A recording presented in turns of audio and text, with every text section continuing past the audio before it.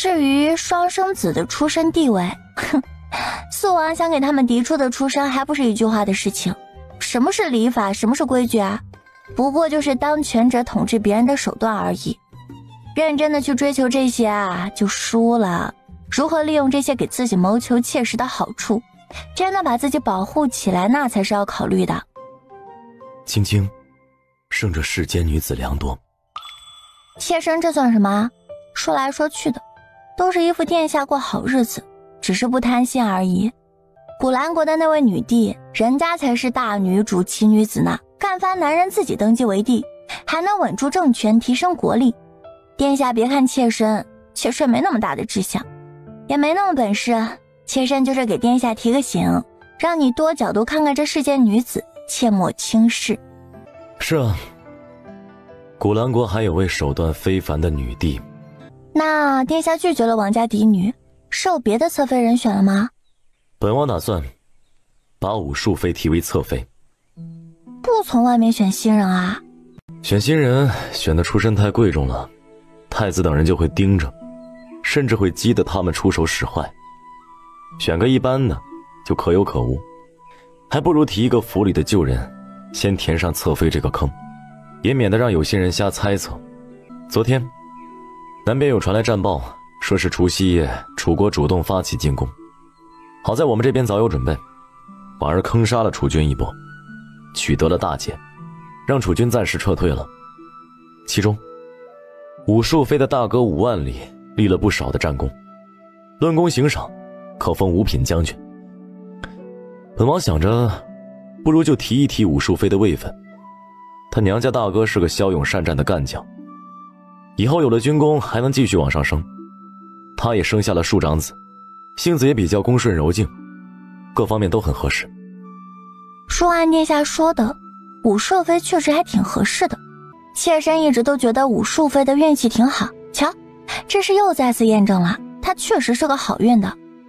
青青何须羡慕她，你的运气更好，福缘更加深厚，本王就没见过比你还好运的人，连带着你周围的亲朋好友都受了你的福泽，变得顺遂起来。若是不信，你可以和你做的那操心的梦对比一下，你就知道差距有多大了。也是哦。妾身觉得吧，这福缘什么的都是虚的，能有这么大差距啊，还是为人处事的态度。听人劝，吃饱饭，凡事多角度思考，想开一点，有事别憋着，赶紧说出来，有商有量的解决掉，事情自然就顺利啦。听青青一席话，胜读10年书。那就拿拜师礼来。景王当即脱起了衣服。殿下脱衣服干什么？银子还能藏里面？啊，银子多俗气，身体力行的伺候好师父您，才更显本王一片诚心。好，很好，尊师重道都被你喂进狗肚子里了。他来见我做什么？老奴问了，赵侍妾说是有重要的事情要当面告知您。那就让他先等等，等我用完了膳再见他。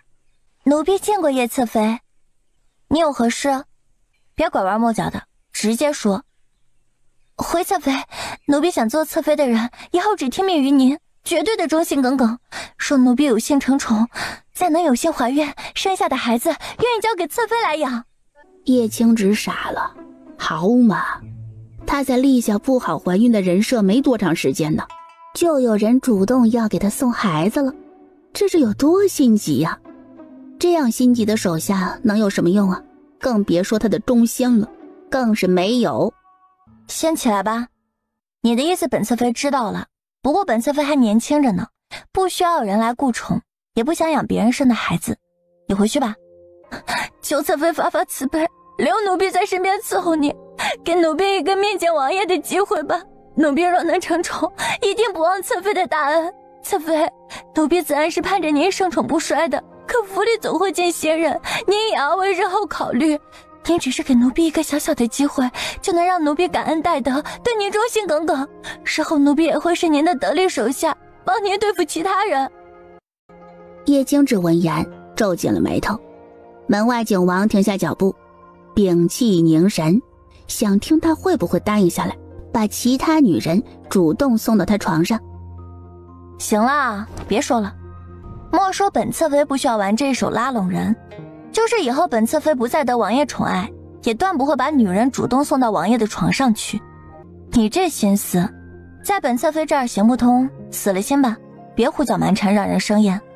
退下吧，你若是再敢多说一个字，本侧妃就让人打你10个板子。只是他起来身一转身，便看见走进来的景王，心中顿时一喜，只觉得老天爷都在帮他。奴婢见过王爷。张嬷嬷，将人带下去，别在这儿碍本王的眼。是，老奴遵命。殿下不忙吗？怎么这个时候回来？父皇给本王安排了一个差事，要出门一段时间。本王回府收拾行李，过来跟你道声别。肚子疼不疼？啊，还好，有点不适，但不妨碍。殿下出门在外一定要格外小心，指不定皇后和太子会派人搞刺杀那一套，要把殿下给除掉。本王会小心的。景王笑着蹭了蹭他的发顶，和他腻歪了一阵，便离开了，也不问不提刚才赵侍妾的事情。只不过这天还没过完呢，叶青芷就听说赵侍妾被送走了，是去庄子上了，还是去庙里了，还是去了其他地方，叶青芷不知道。这天，叶青芷得到一个好消息，药王谷的谷主终于来京城了。人在哪里呢？回侧妃，人正在府门外呢，您看是要见一见，还是直接送去肃王府啊？带过来，我先见见。主子，这人很重要吗？您瞧起来很在意。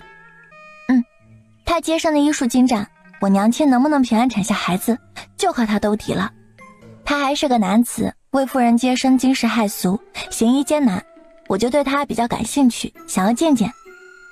是位男子，主子在这里见他不合适，要去前院的花厅。也是我思虑不周啦，多谢嬷嬷提点。叶青芷打量他的时候，老乡是风玉溪，则是不紧不慢地起身，含笑朝他见礼。风玉溪也知道这位叶侧妃是他的老乡了，因为现在传颂很火的窦娥冤，他听说就是这位叶侧妃弄出来的。风谷主可是天选打工人？嗨，回叶侧妃，说打工人都是抬举草民了，草民是那天选牛马，还是没法跳槽的那种？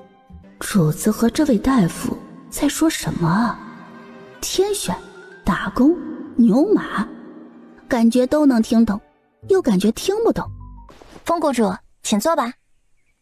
谢叶侧妃。风谷主，听说你能为产妇剖腹接生，可是真的？我听你的徒弟梅霜说，你有一份特殊的接生器具，可是家里那边传承给你的？话说风谷主的老家是哪里的？确实，剖腹接生条件要求苛刻，只能借助特殊器具。那套器具是随我是我师傅传给我的。老家是海城的，不知叶侧妃可听说过？陆好，该巧哦，不好意思啊，陆叫啥名字？好巧啊，他也是海城人啊，这不是单纯的老乡了，是加了密的老乡啊。这家伙不会还是自己认识的人吧？赶紧问清楚。事后再想怎么圆，饶是性子一向温吞的他也激动了，叽里哇啦的用家乡话说了一大堆，说自己的名字，说自己的家庭住址工作单位，说自己什么时候穿越的，再问叶青芷的医营情况。叶青芷听到他的话，也忍不住的激动的站了起来，都想和他来个执手相看泪眼了。家人们，谁懂啊？突然在一个陌生的时空，和曾经认识的一位故人重逢了。他乡遇故知，人生4大喜之一啊！这激动的心，颤抖的手，想尖叫的冲动，狠狠压抑，才能不爆出口。真是，要不是平日里端庄惯了，一声我操，他就喊出来了。主子，这位风谷主是不是疯了？嬷嬷别多想，这位风谷主是我的旧相识，回头我会和王爷解释清楚的。这位嬷嬷且放心，草民是断袖，对叶侧妃没有非分之想。草民这副身子又是天烟之躯，张嬷嬷将在下看作内侍都行。张嬷嬷听得满头问号，叶青之傻了，一下子吃了2个大瓜，还解了一个心头疑惑。怪不得秦医生30多了，条件那么好，都没结婚呢。风谷主，你真是太不容易了。嗨，习惯了，也就这样了。听到叶青芷说他出车祸后就变成了植物人，而且距离他穿越过来前也就只过去了3个月，风玉溪都没怎么激动，只是点点头说道：哎呀，系统总算没有骗我，等我完成一系列任务，我应该还有回去的机会。都是什么任务啊？可是与行医有关，我能不能帮你？你也看到了，我现在是景王侧妃，有银子有权力也有人手，一般的事情对我都不是难事。那就多谢叶侧妃了。任务的事情不着急，因为很多任务只能熬时间完成，着急也没用。若如你所说，这边过10年，那边不过3个月，我这边再活30年，成了一个小老头再死，那边也不过才过去1年。这么说也对啊，是不需要着急。风谷主，找你来是因为我娘亲年龄不小了，又怀的是双胎，你有把握过娘亲做剖腹产手术，保证她和2个孩子平安吗？哎呀，没问题，做手术有系统金手指加持，不会出事的。哇，好赞哎！你这个金手指也不错啊，我可是什么系统金手指都没有。金手指在职业上是强，但也是束缚。侧妃不必羡慕，你如今的身份未尝不是金手指。如你所说，有钱有权，运用好，比我这系统还好使啊。我娘亲就在隔壁的肃王府，我陪着风谷主过去吧。多谢侧妃。不知风谷主能不能检测出我娘亲怀的是男孩还是女孩？可以，我现在就是专业又全能的妇科大夫，从日常的妇科病到备孕、孕检到接生育健的问题都可以解决。风谷主，那你帮我不想要生孩子，你那有没有厉害的避孕药丸？最好1丸保终生的那种。你确定不是生子药丸？确定。没有保终身的，一颗最多保7天。你需要回头给你。多谢风谷主。一起走到府门口，叶青芷便看到从门口的马车上跳下来一个小男孩。爹爹，你没事吧？没事，这是我儿子风念康。小康向叶侧妃见礼。见过叶侧妃。小康你好啊，你父亲是我的舅舅，你可以叫我一声姨姨，回头姨姨再补给你见面礼啊。姨姨好。人小鬼大，都知道为你父亲操心啦。风谷主，这孩子是你收养的吧？对，当年我在城外的乱葬岗发现了刚出生就被丢弃的小康，我一看他就是早产儿，身子弱得很，也就剩一口气了。我费了不少心思才救活他，就给他起了这个名字，希望他能健健康康的。你何时捡的？具体日期还记得吧？小康是我在福元12年9月初4的傍晚捡到的，地点就是京郊城外的乱葬岗。小康是你们要找的孩子吗？叶青芷情绪激动的点点头，看着面前的小男孩，有些说不出话了。时间对得上，地点对得上，长相也有3、4分像，还是早产儿，都不用做亲子鉴定了，这些条件都符合，一定就是林清婉的孩子了。不得不说，老天爷对他确实有点偏爱了，这是巧到家了。对，福元12年9月初4，就是这一天，他就是老奴的小主子。苍天有眼啊，小主子你还能活下来，太好了。小主子？这事说来话长。风谷主，谢谢你当初救下小康，他确实就是我们要找的孩子。咦，那么我的亲生父母是谁啊？你娘亲是安乐侯府的林清婉，她已经去世了。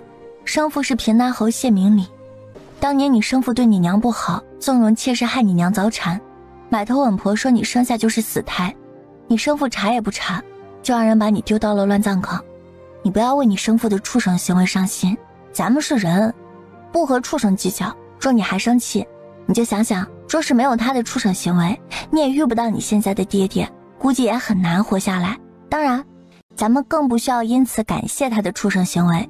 你因祸得福并不能说明他做的就对，是你有福气命不该绝，可不是他给了你生路。咦，你说的太对了。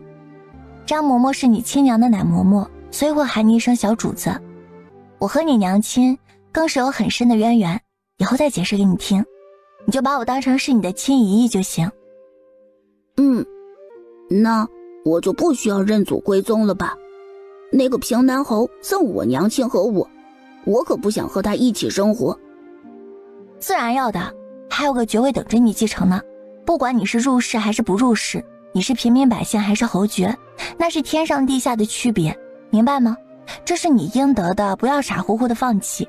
这也是你那个生父唯一还有一点用处的地方，能给你留个爵位继承。哇，姨呀，你说话都是这么直白有趣的吗？我喜欢听你说话。我知道了，为了以后保护爹爹，为了不被那些贵人们随意欺负，我也要继承爵位，成为尊贵的侯爷。乖，真聪明。风谷主，真的太谢谢你救下了小康，还把他养得这么好，这些年真是辛苦你了。我把小康当儿子看待，不谈什么辛苦不辛苦的，所做都是心甘情愿的。没想到小康的出身这么高，是侯爷嫡子。只是小康一直被我带着走南闯北的，也没教过他太多规矩，读书只是认字水平，也没认真念过四书五经。我怕他适应不了高门大户的生活。这些不算什么，小康又不算大，规矩礼仪都可以慢慢学，书可以再重新读。他是男子，又不是女子，又无需困于宅院，在哪里生活不一样啊？只要不是虚无度日，不是作奸犯科，想做什么都可以，也不一定要读书考举。我们先去肃王府，有关你身世的其他事情，我们以后再慢慢说。姨，我已经10岁了，不是小孩子了，不能再和姨姨牵手了。方念康摆手摇头，这不合礼法。好，你说的对，你确实是大孩子啦，小少年。叶青只带着人到了肃王府的听雨阁。不用多礼。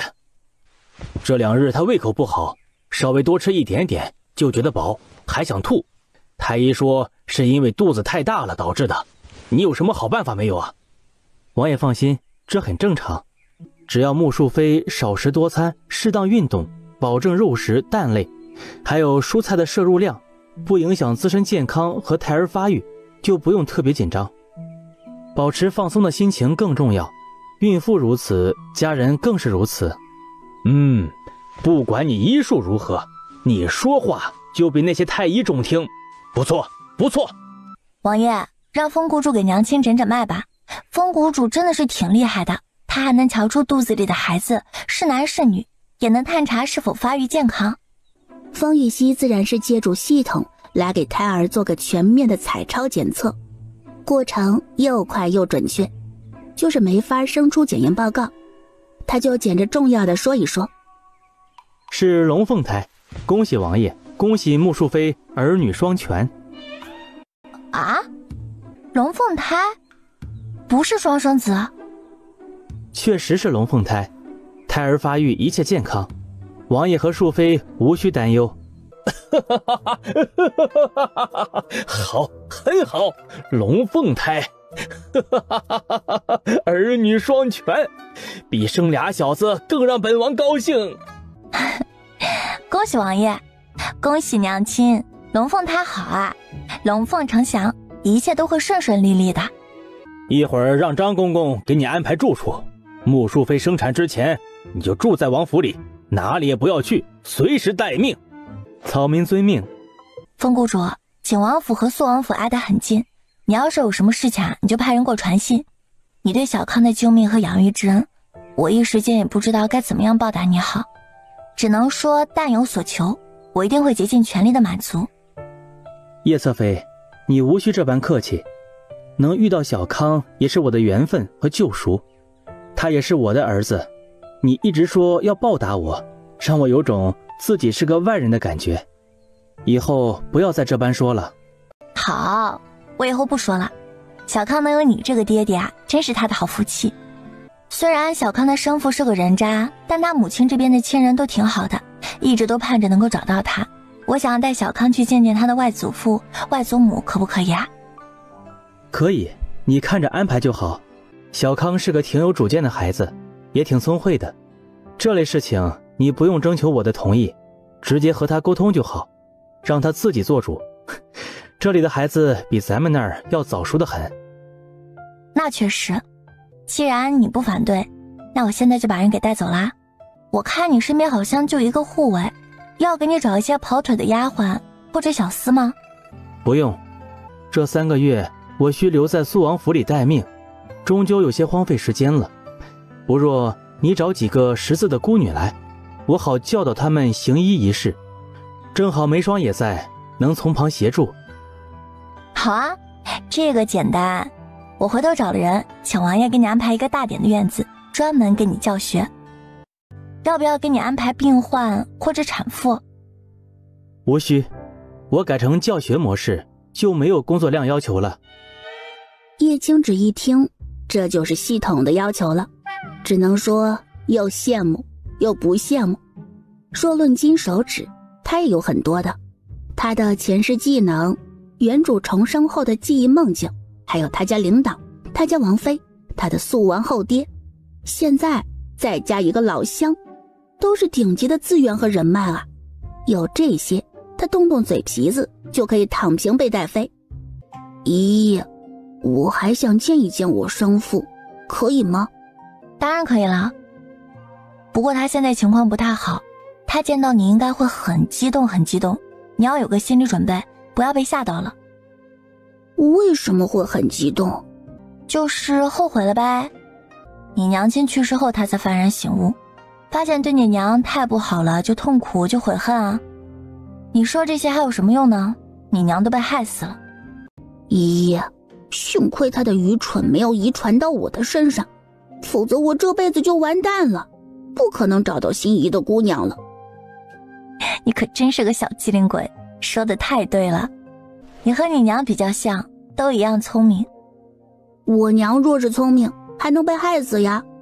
你娘虽然聪明，但心太善，又被礼法束缚，才会落得个不好的结局。聪明人才更容易死在小人手中。你不要仗着自己有个小聪明，就觉得自己很厉害，自大自满，行事也不再谨慎，不知变通，这都不对。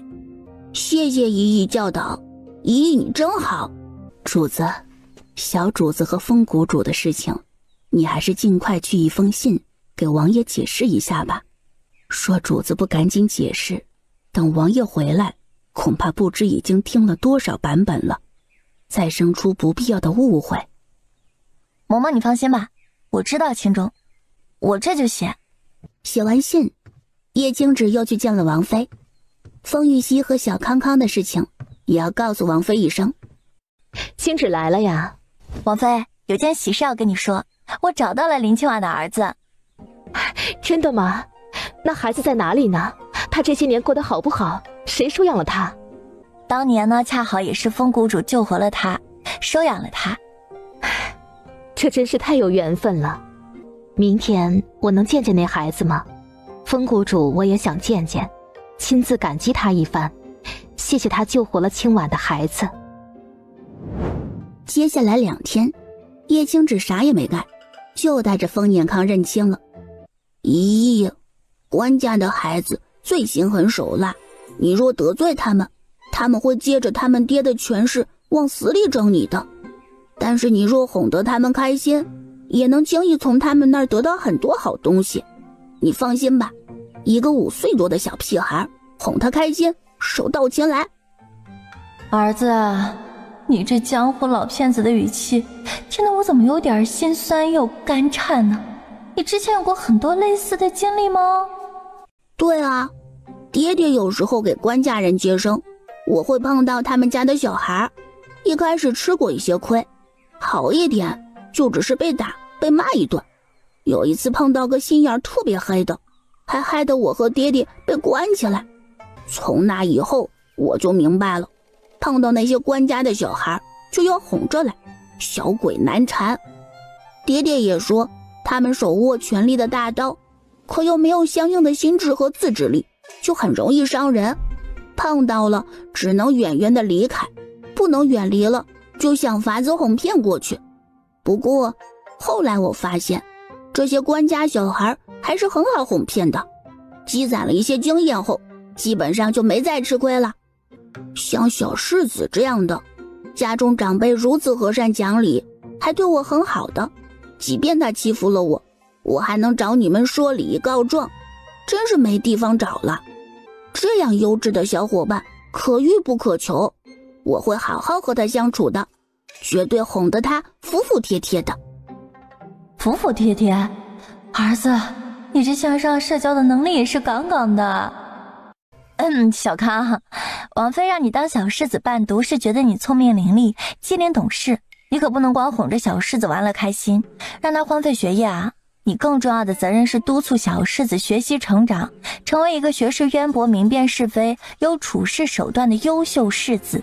当然，姨姨也希望呢，你能和世子一起共同成长，成就彼此。以后等你们长大了，若是可以，最好还是相互信任的朋友。你能明白吗？能做到吗？可以。你做错了事情，你爹爹会打你吗？爹爹不会打我，可是会一直说我，讲各种道理，举各种例子，长篇大论，一直不停，事后还要我写检讨，写不好要一直写，还要写双倍甚至3倍。我好羡慕那些做错了事被打屁股的孩子，也就是疼一下而已。你就知足吧，没你爹爹的细心教导，哪有你现在的聪明懂事。行啦，咱们去见小世子吧。交朋友虽然需要小技巧，但也要你真心对待，知不知道？小康哥哥，以后我就在一起好不好？这样我就能一直听你讲好玩的事情了。我房间里也有许多新鲜有趣的玩具，都跟你玩好不好？听故事是奖励，懂不懂？以后你要完成先生布置的课业，才能有的听。你已经长大了，不需要人陪着睡觉了。我还要回苏王府去陪爹爹，不能和你住一起。你爹爹更大，更不需要人陪。陪爹爹是孝顺长辈，明白吗？两者不能混为一谈。哦。张静怡看着两人的相处，对封彦康这个伴读很满意。不过这事儿要定下来，还是要王爷同意才行。第二天又被叶青芷带去了安乐侯府。来外祖母家，他就是掉进福窝窝里了，不需要征服水，享受被疼爱的感觉就行了。封彦康面对外祖母一家的热情都有些招架不住，好几次被弄得小脸通红。等从安乐侯府离开，咦，我娘真是太可怜了，有这么多疼爱她的家人，却被我那个渣爹生父给害死了，一点福也没享就去了，我觉得好难受啊。你娘死后就投了个好人家，把没享的福气却都享了，过得很好很好。真的吗？是真的。咦，我都很大了，千万不要再亲我了，羞死人了。好吗好吗，姨错了，不该亲你。别生气，吃块点心消消火。不吃，再吃都要吐了。外祖母一直喂我吃东西。老人的爱呀，就是比较撑肚子的。咦，你是懂的。主子，风谷主医术这么好，一定有能彻底治好你的宫寒，让你怀孕的好法子吧？刚从风玉溪那里拿到避孕药的叶青芷。张嬷嬷都这么问了，等景王回来了再这么问他，他要怎么回啊？怀孕生子这件事，因为风玉溪这个 bug 的存在，叶青芷觉得他不想生孩子的难度瞬间上升到了地狱模式。主子，虽然小主子找到了，可他只能是平南侯府的孩子，不能是你的亲生子。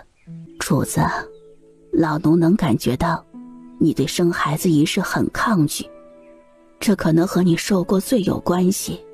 可是现在有风谷主在，景王又不是那拎不清的渣男平南侯，铁定不会让主子像上次生产一样受罪，甚至差点身死。老奴觉得你还是需要一个孩子的，并不是说用孩子争宠，甚至以后还要去想那个位置。有了孩子，哪怕只是个女儿，咱们女人也有了根基。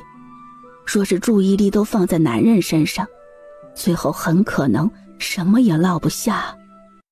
我看主子这2天一直忙小主子的事情，看你们2人相处开心融洽，主子脸上的笑容都变得多了起来，人也比之前瞧着有活力不少。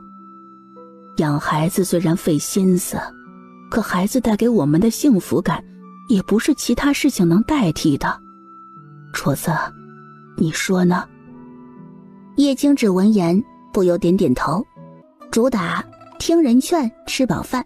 总而言之，能不生就不生，先拖着。真被催生催得没办法了，那也就接受。全力赶回京城，这次不再歇歇了，都撑住。回去后，重重有赏。3天后的深夜，景王一行人终于到了京城。殿下，惊不惊喜？叶青芷啥都不想说了，真想让景王照照镜子，看看他现在的鬼样子。而且大半夜呀，他睡得迷迷糊糊，一睁眼看见他这个鬼样子站在床前。家人们，谁懂啊？虽然景王这个样子让人难免心疼一二，但是这是惊喜吗？这是惊吓呀！殿下，你这受了多少苦，遭了多少罪啊你！本王要把你弄臭了，一会儿正好陪本王洗个澡。好，殿下是不是许久没合眼了？不如先上床去眯一下。没料到殿下深夜回来，这热水怎么着也要等上1刻钟才好。轻轻陪我，不臭吗？妾身鼻子又没问题，当然臭啦。一会儿咱们先洗澡，要背上2个桶，给殿下洗上3、4遍才行。这床上的被子床单也都要换。不过臭点就臭点吧，就不是啥都不能忍的苦楚。妾身见殿下这样更心疼，殿下这是遭遇了多少刺杀？身上有伤吗？等会儿府医过来，得要好好给殿下看看。青青，你救了本王一命。妾身救了殿下一命，怎么救的？殿下你快说说，让妾身好好感受一下自己有多么的牛气冲天。不是牛气，是福气冲天。景王笑了笑，给他说了他的书信和泥石流坍塌的事情。我的天哪，殿下，你不会是故意编了个故事哄我开心的吧？这么巧，这么幸运的事儿居然真的发生在他身上，他才是被锦鲤附身了吧？也不对啊，是因为老乡和小康来了，他才会写信给景王，否则他不可能写的。哼，本王没那个闲工夫。你怎么还不相信自己福气真的很好啊？你不是说想起了自己的来历吗？你现在说你是老天爷的闺女下凡，本王都信。哎呀，殿下，那是天女下凡，但是我也不是天女啊，我就是从1000年后的世界穿过来的很普通的一个女人。什么意思？殿下，严格来讲我不是这个世界的人，我是来自1000年以后。就是说我不是原来的叶青芷，这身子是叶青芷的，魂不是。殿下放心，我是人，不是女鬼。你可以理解成是我死了，借尸还魂，来到了这儿，占据了叶青芷的身体，成了她，是活生生的有温度的人。哦，叶青芷落水后再次醒来，就变成了现在的你。本王一开始见到的就是你。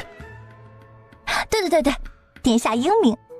我也是忘了自己之前的记忆了，因为有叶青芷的记忆，就一直以为自己是她，直到见到了风谷主，这才被刺激的想起来这些。原来我还有另外一个来历。风谷主如何能刺激你？殿下，我跟你说可巧了，风谷主和我都是来自1000年之后，而且还是一个地方的，我们之前还认识呢。我之前听梅霜说起过他的言行，我就有种隐隐的熟悉感，一见面说了没2句话，我就被刺激了，这脑子里就突然多出了很多画面。而且更奇妙的是，风谷主还捡到了林清婉生的那孩子，并且把他养大了，今年10岁，聪明伶俐的很，可招人疼了呢。叶青只见景王沉默，脸色还变得不好看了，猜测自己的来历恐怕让他一时间消化不了。叶青芷也就不说话了，让景王自己去想。那风谷主如你所说，是个断袖，喜欢男人，他一直如此。应该吧。我以前认识他的时候，他还老大不小了，一直都没结婚。哦，他们家领导不会是在吃醋吧？风谷主这种飞醋都能舔过来吃啊！他家领导的恋爱脑为何突然到了晚期无可救药的地步？殿下，不得不说啊，妾身这位老乡，真的是太惨了。他成为的这个风雨熙是个天烟之人，因为相貌俊美，从小被家人当成小官养的。他家人对他没有一丝的亲情，打定主意等他大了，将他送给个有龙阳之后的达官贵人，好谋求个富贵。被人送走之后，原主不堪受辱，就选择自杀，被人一卷子破席就丢到了乱葬岗。然后我这老乡就穿了过来，成为了风雨熙，同时救下了小康。他呢是个妇科大夫，因为医术好，在我们那里还挺受人尊敬的，可谓事业有成。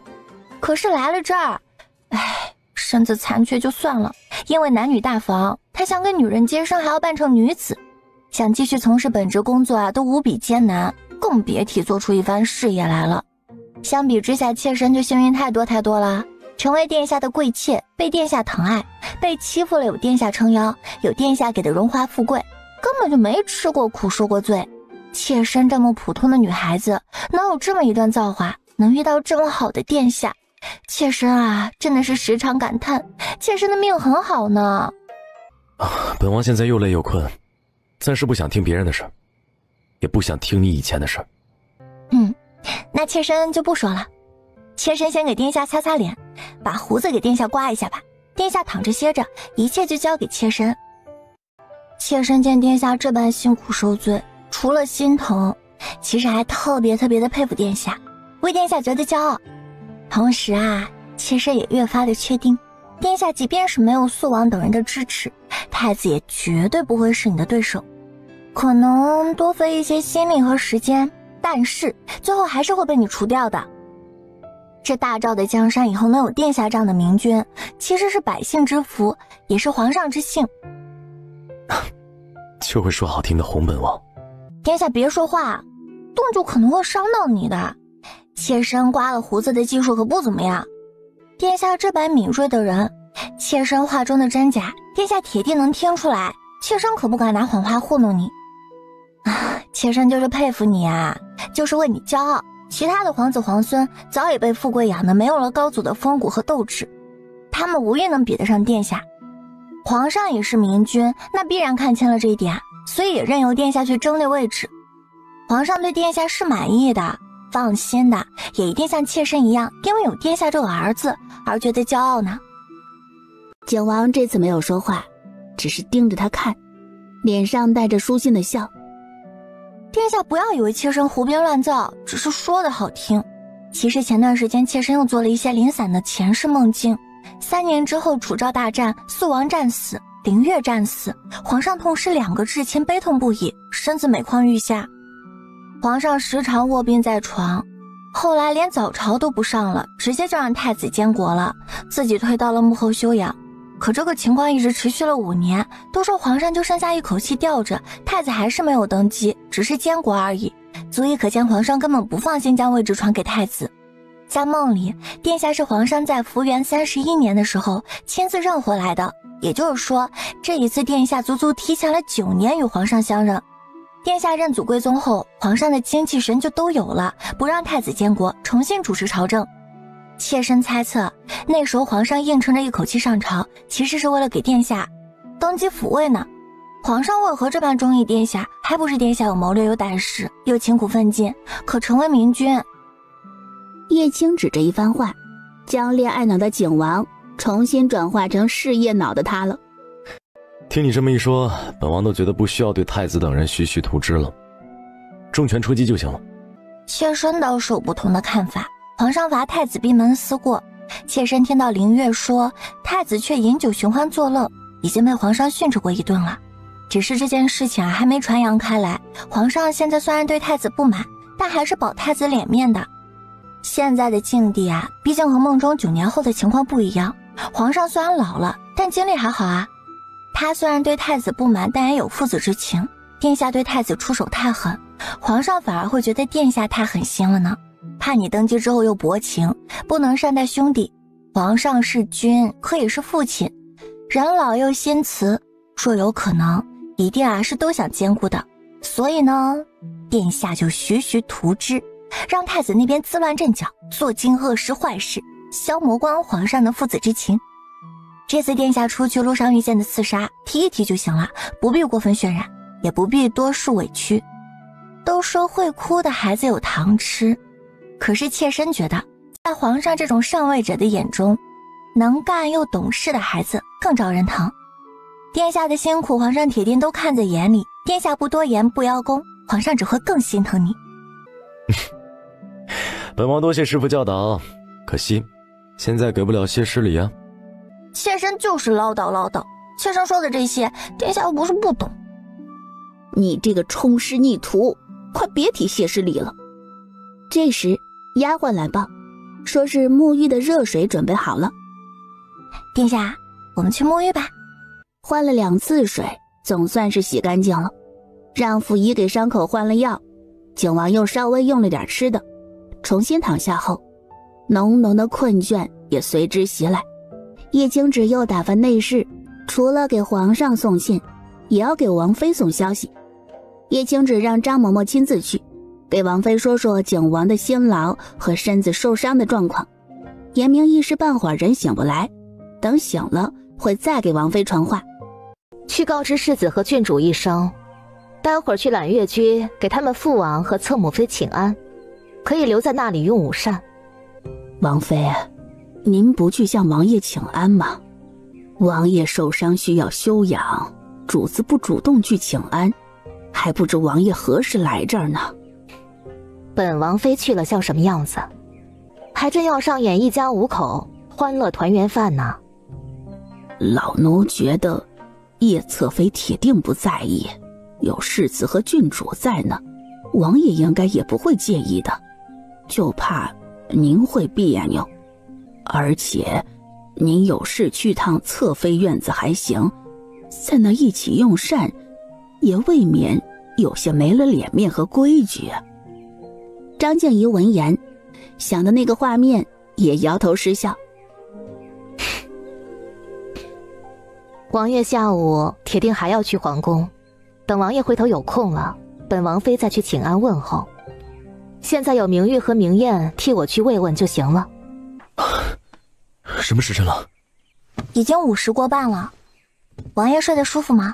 还累不累啊？好多了。殿下，小世子和郡主知道你回来，过来请安，都在外面等了你半个时辰了。哎，你快起来，别让孩子们看笑话。等晚上，妾身再好好伺候殿下，穿上殿下最喜欢的衣服，好不好？景王不想说话了，不能立刻给，就别瞎聊，给他画这种销魂的饼，这是要馋死他呀。见过父王，见过侧母妃。一定是饿坏了吧？我让他们传上了，咱们马上吃饭。回侧母妃，刚才吃了些点心，不觉得饿。父王，你这瘦了好多，父王再忙也要顾及身体，好生吃饭。就是，父王累坏了身子，儿子和姐姐伤心，母妃伤心，侧母妃最伤心。怎么是你侧母妃最伤心了？因为侧母妃爱哭鼻子，过年的时候眼睛都哭肿了，最伤心准没错。叶青只不知道说啥了，这回旋镖的时间有点长啊，扎心了。一起用过午膳，明玉和明艳回自己院子午休，坐上马车入宫。见过父皇。哎，身上有伤就别跪了。哎呀，瘦了不少，看来这一行很不顺呢。虽说有些不顺，遭遇了一些刺伤，但收获不少，总算没有辜负父皇的信任。可有哪里受了伤？父皇不用担忧，左臂受了点伤，不碍事，已经抹过药了。等待太医的过程中，皇上看景王递上来的奏折，不过20年，青州就已经是陈家的地盘了。等太子登基，那再过10年，这大赵江山都要成陈家的了。父皇息怒，为这种逆臣贼子气坏了身子，不值当的。这几天你就在府里休养，等伤口好了，你去大理寺那边任职，协助顾征把刑部那边转移过去的积压的那些苦主案子都解决掉。处理案子是你比较拿手的事情，朕只是让你去帮忙而已。等案子处理的差不多了，你再去吏部任职，跟着方爱卿学习吏部的一些运作。熟悉了吏部后，你再去兵部，军事方面的事多向你皇叔请教，熟悉军事的一应调派和人事。儿臣遵命。从皇宫出来，回到王府，一直等着本王呢。是啊，知道殿下从皇宫回来就去了书房，便想着你一会儿要过来，索性就等着殿下一起去用晚膳了。真乖，父皇给本王放了几天假，让本王养伤。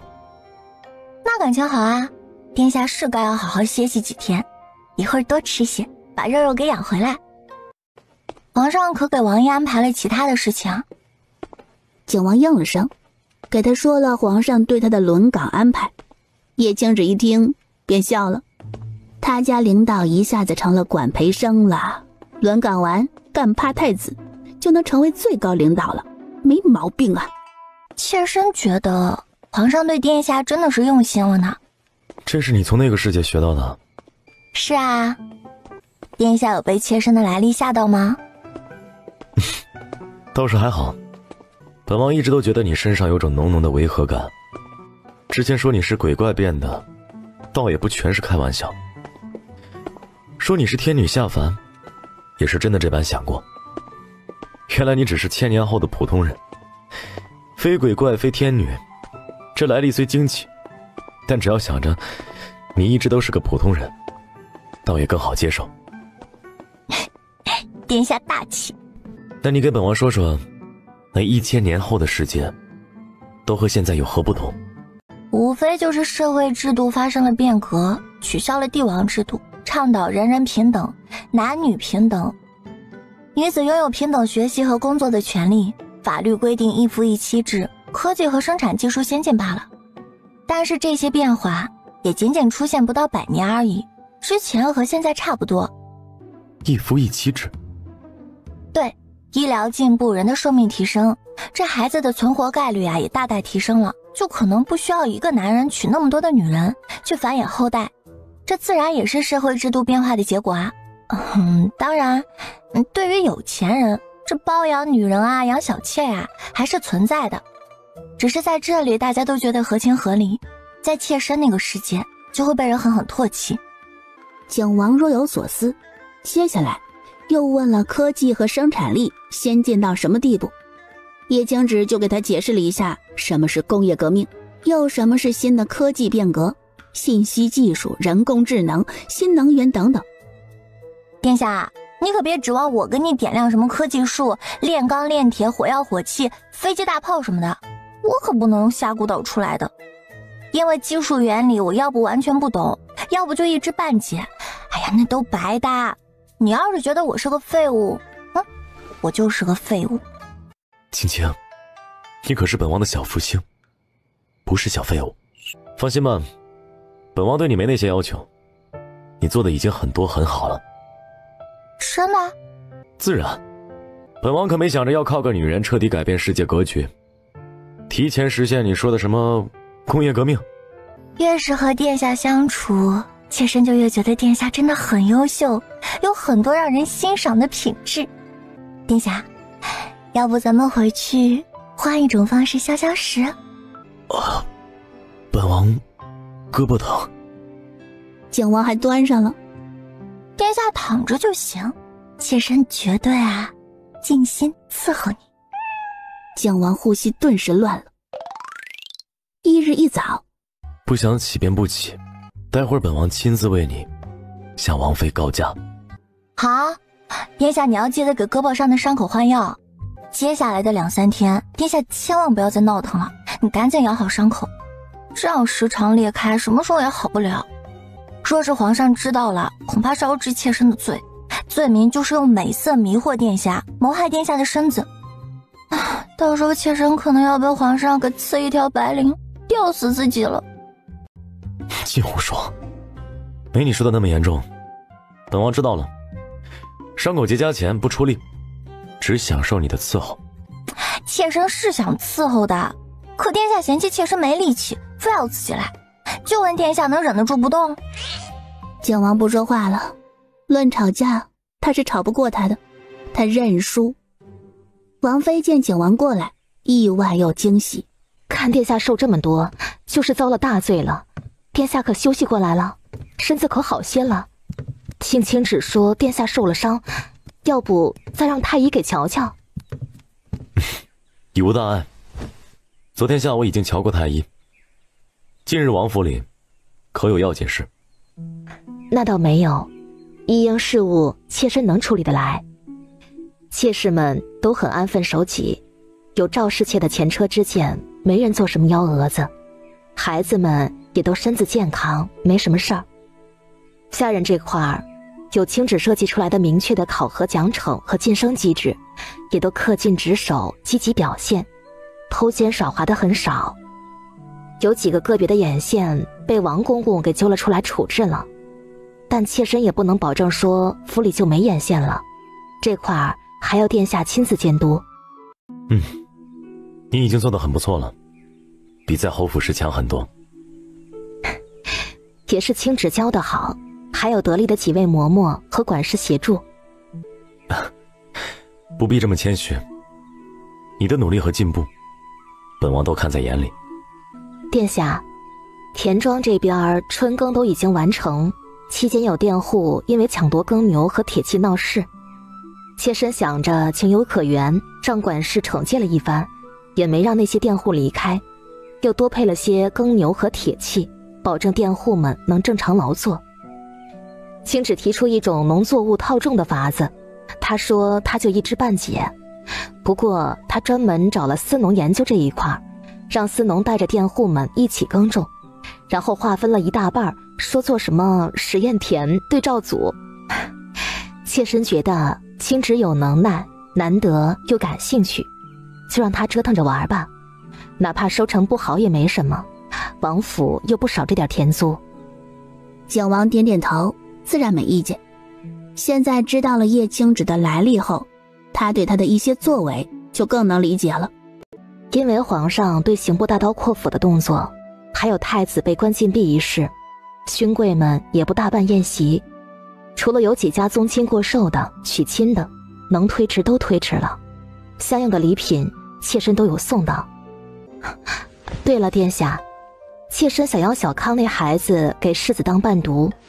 小康聪明伶俐，见识也广，又懂得分寸，比同龄的那些勋贵子弟要优秀许多。这俩孩子相处了7、8天了，妾身瞧着世子也很喜欢小康，小康也能约束世子，让他更用心的学习。再考虑到小康的身份，他和世子也算是叔侄呢，关系亲近，妾身真觉得很合适。殿下觉得呢？哟，你对那孩子评价倒是挺高。妾身也是实话实说，确实是个好孩子。多亏他能遇见风谷主，今晚若是泉下有知，也能瞑目了。把他和世子都喊过来，本王见见再说。父王，你找我们有什么事？外见景王殿下。你母妃说想要让风念康给你当伴读，父王见见他，也问问你的意见。父王好啊，我喜欢康哥哥，我喜欢和他一起上课，特别的有意思。康哥哥懂得可多了，师傅都没他懂得多，楚国的话他都会说呢。好，父王知道了，你非常喜欢他，想让他做你的伴读。你呢？可愿给世子做伴读？小子愿意，能给世子做伴读是小子的造化，小子一定尽心尽力做到最好，不光监督世子好好完成学业，还会给世子最好的陪伴，让他开心。真是好孩子，世子和你在一起学习，本王妃很放心。谢谢王妃对小子的肯定，小子一定会努力，不会让王妃失望的。景王眨了眨眼，这味道莫名有点熟悉。行，既然这样，这伴读就定下了。明玉的另一个伴读，本王预定从方家子侄中选。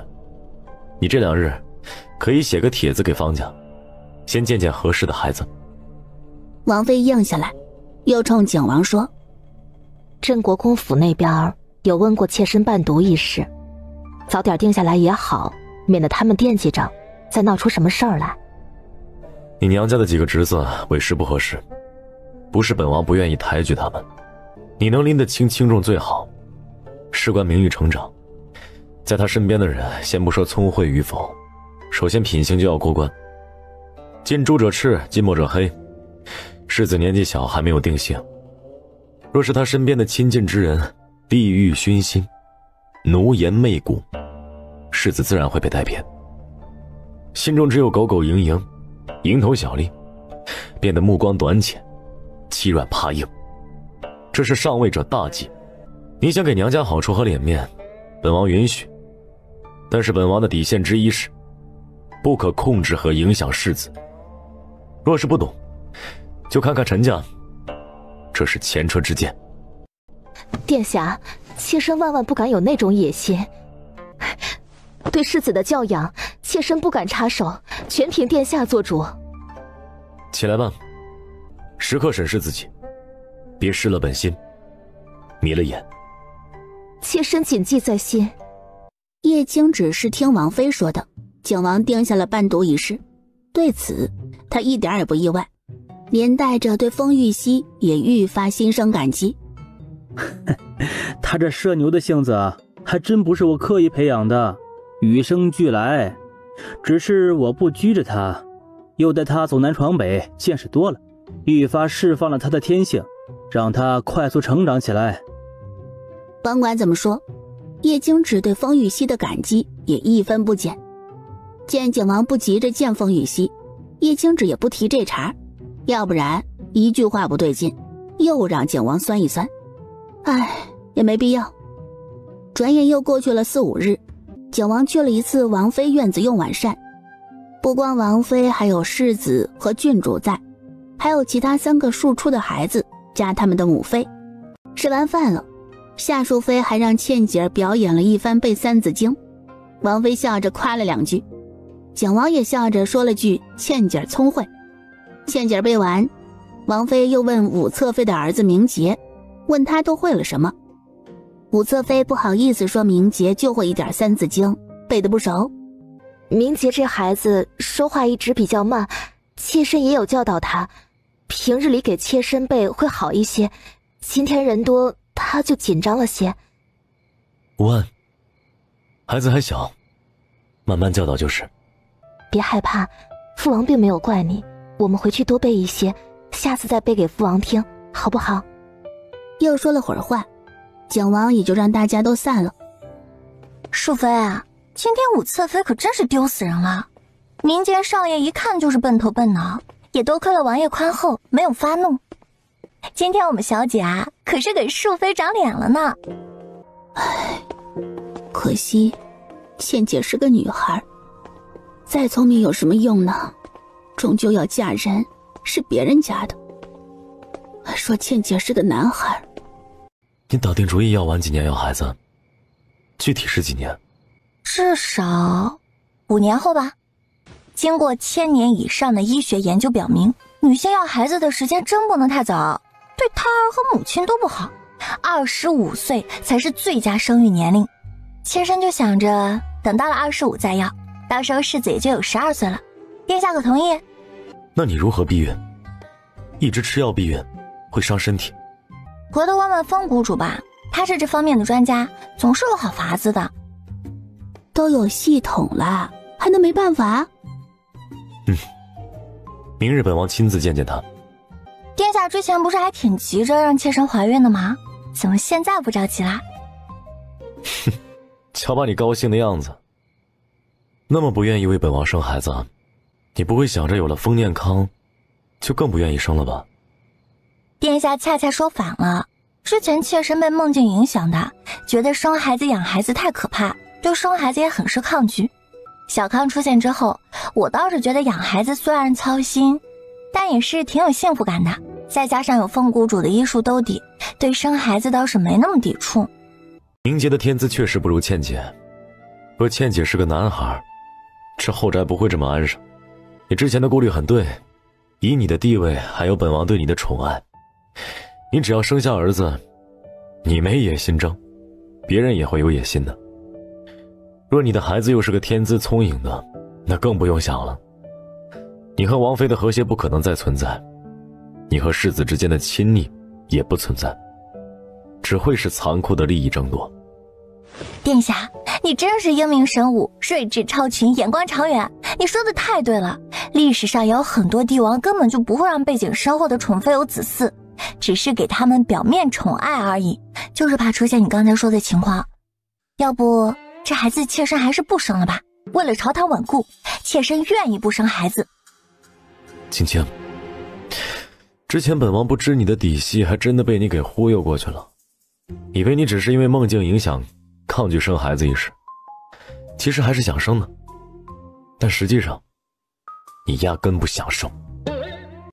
你别犯傻，也别觉得是为了本王要这个孩子，你其实是为了你自己生孩子。你要转变你那现代人的思维，认清楚自己现在的身份地位。没孩子，你以后不光地位不稳，还会轻易被舍弃，尤其是在后宫，没孩子万万不可。然后景王全方位全角度告诉叶青芷，他为何一定要有孩子。叶青芷满头问号，家人们啊，谁懂呀？领导一旦摸清了你的底细，又是会话术的，真的太可怕了，会不会有绝的？殿下说的实在是太对了，妾身听殿下的，再过几年不生个2胎都对不起我自己。乖。哦对了，丰念康的孩子，你准备何时恢复他的身份，让他回平南侯府？啊，殿下安排吧，一直都是你和谢明礼沟通的，妾身一眼都不想看见他，一句话都不想要和他说。好，忙完大理寺的案子还有4、5天了。殿下好速度啊，这么多的冤案，10天不到就给清光了。啊，与本王无关，是顾正太能干了，他真的是为刑狱而生的。论推理断案和对案子的敏锐性，本王也不及他。很多案子他看完卷宗就知道凶手是谁了，直接去抓捕就行，时间都花在抓捕和审问上了，查案反而最简单。厉害呀，厉害！名侦探呀，哦不是神探。顾大人娶田房了没？没有，孤寡老男人正适合加班加点处理案子，他就是你口中的工作狂，不娶妻正好。叶青只看看面前的领导，吐槽他自己在这软玉满怀的，让人家孤家寡人，还觉得甚好。感觉青青在心里在骂本王呢。殿下，你今天的话太多了。翌日，咦，我爹说话直，很可能会得罪王爷的，咱们还是在旁边盯着点的好。这是你听姨姨的，咱们离开更好。殿下是有容人雅量的，不会在意你爹爹说话直的。那好吧，姨姨的话我是相信的。我也听说了，王爷最喜欢的就是姨姨，王妃都比不上。你听谁说的？什么时候的事情？王府里的下人啊，就是今天下午离开课堂后听到的。世子也在，他就生气了，因为那下人说的话太贬低王妃了，一直捧姨姨。叶青芷眉头皱得更厉害了。现在想来，那些下人的话应该是故意说的，挑拨离间呢。这是。世子怎么做的？可罚那个下人了？罚了，让他掌嘴10下。我冲世子说，回去后这事需要告知王妃一声，世子应该已经说了。好，你做的没问题。正好你现在跟我去一趟王妃的院子，把这事给处理清楚了。啊，我们不在外面守着爹爹呀，去王妃的院子一时半会儿回不来，爹爹被王爷拉出去打板子怎么办啊？不行，我得在这儿守着才行。小康，你给姨姨说，你的运气是不是特别好？会不会偶尔捡到好东西啊，或是银子啊，或是总能摊上好事，化险为夷啊？嘿嘿，姨姨，我告诉你啊，你不要告诉别人哦。我运气确实特别好，经常能捡银子的，不过不多，最多也就1两银子。我爹爹说我是捡里命，自带好运，还能惠及亲朋。爹爹不让我告诉其他人这事，怕我会被抓起来。不过姨姨是自个儿人，可以给姨姨说。你爹爹说的对，这事别再告诉其他人啦，保密。而此时就在房间内，蒋王看着风雨熙，是你够好运，还是风念康？你的真实来历本王都知道，你成为风玉熙之后的许多事情本王也知晓，所以别试图冲本王撒谎，让本王对你动杀心。回王爷，草民也不打算撒谎，不是慑于王爷的威严和手段，主要是因为王爷也是小康的亲人，草民知道你不会害他的。回王爷，是小康的运气好，若没有小康的陪伴，草民别说到处行医了，恐怕早就死了。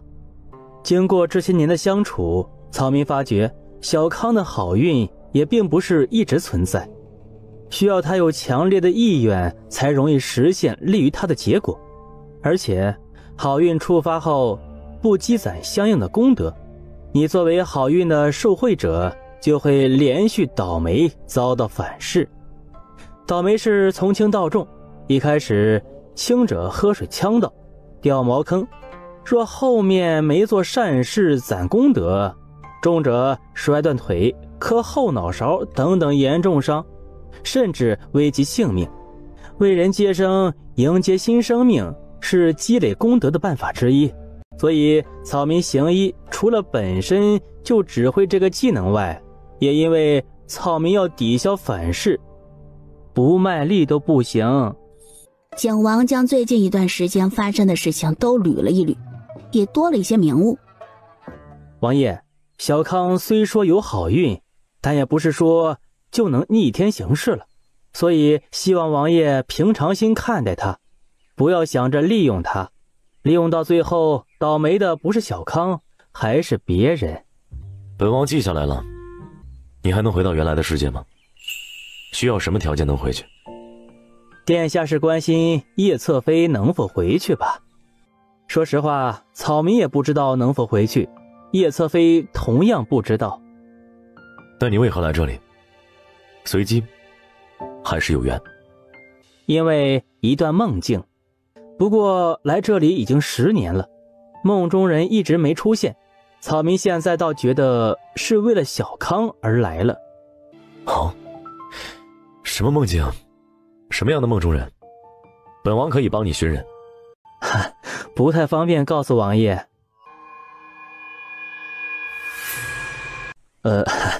是一段春梦，说出来会污王爷的耳朵。靖王满头问号，他看着风雨熙，风雨熙坦坦荡荡地看着他。靖王轻咳一声，按住心里的八卦欲，转移了话题，问起了风雨熙关于他高超医术的事情。靖王对他的话也没有怀疑，又问他有什么困难和要求可以提出来，报答他养育封彦康的恩情。草民只是一个过客，对富贵权势都不求，只求一件事，待小康认祖归宗，还请王爷不要拦着草民看望他。这个自然，你一直都会是他的养父。多谢王爷。靖王没再和他多聊别的，和他一起出去了。爹爹，没事吧？没事，王爷很宽容。王爷是你的长辈，你可依赖他。那可以喊他姨父吗？不合适。哦，小子明白了。我姨姨只是侧妃，不是王妃，就算表达亲近，也不能喊姨父，与规矩不合，会让王妃和世子不舒服的。靖王皱皱眉，觉得这孩子确实足够聪慧，说的也对。可叶青芷现在是他心尖上的人，不论谢父那边的关系，他被喊一声姨父也没问题。对，说的没错，你是世子的伴读，可以和世子亲近，但也不要乱了尊卑。姨姨，我懂。虽然不能大声喊出来，可是姨姨和爹爹都说王爷可以亲近信赖，那在小子心中，王爷依旧是很亲近的姨父。你可以私心里这么认为，私下里没有旁人时，也可以喊。封彦康立刻笑了笑，然后一通彩虹屁奉上。叶青芷不想说话了，这灌迷魂汤的本事，只能说青出于蓝胜于蓝，他都要拜服，想跟着儿子学习。姨姨，我们可以去王妃的院子了。去王妃的院子做什么？叶青芷便向景王说了那个吓人的事情，景王的脸色变得不好看了。本王同你们一道去。草民先行告退了。爹爹，你在这里先等我会儿呗，一会儿咱们一道回去。好。路上，景王冲封彦康说：过几日带你回平南侯府，让你认祖归宗。我不想喊那个平南侯父亲，他不配。爵位可以继承，但不喊他可以吗？可以，随你。但是对待高祖母、你的祖父母这些人，你都要孝敬，讲礼法，讲规矩。老太君是个很慈祥的长辈，对姨姨也很好，你见到她要乖乖的啊。高祖母我知道的，等见到她，我会献上最真诚的祝福，祝高祖母福寿绵长，岁岁安康。景王，刚才风雨熙说，一旦受了封彦康的好运加持，一定要补上足够的功德，就是要做很多善事，否则会不断的倒霉，甚至还可能危及性命。所以祖母一旦被他祝福要赶紧用祖母的名义施粥，或是开善堂做善事，别真的倒了霉。觉得这个小吉祥物若是用好了，也是坑人的一把利器呀。姨父，你这么瞧着我做什么？我有点怕怕的。不用怕，你喊本王一声姨父，姨父绝对不会把你给卖了的，只会给你荣华富贵。咦，是可以躺平养老了吗？我这么快就能实现爹爹的终极梦想了吗？姨父，你真好。儿子，你还是太嫩了，在大领导面前怎么能把打工人的真实心声说出来呢？审问的如何了？妾身觉得对方不是太子的眼线，若是眼线，就让他干这种嚼舌根挑拨的事情，这手段也未免太低端了。带下去，再审，一应刑罚伺候一遍。奴才招了，奴才招了，奴才只求死个痛快。将他放回来，让他说。据他所说，前段日子他家里出了困难，急需用钱，但求救无门，筹不到银子。然后他有个老乡妹子是在徐氏妾那边当差的，这老乡妹子昨天找到他，给了他100两银子，交给他一段话，让他找机会在世子面前说出来。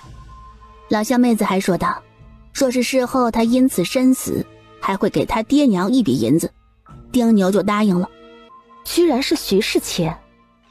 王爷，徐氏妾那边您要亲自过问吗？这个徐氏妾平日里和谁走的街？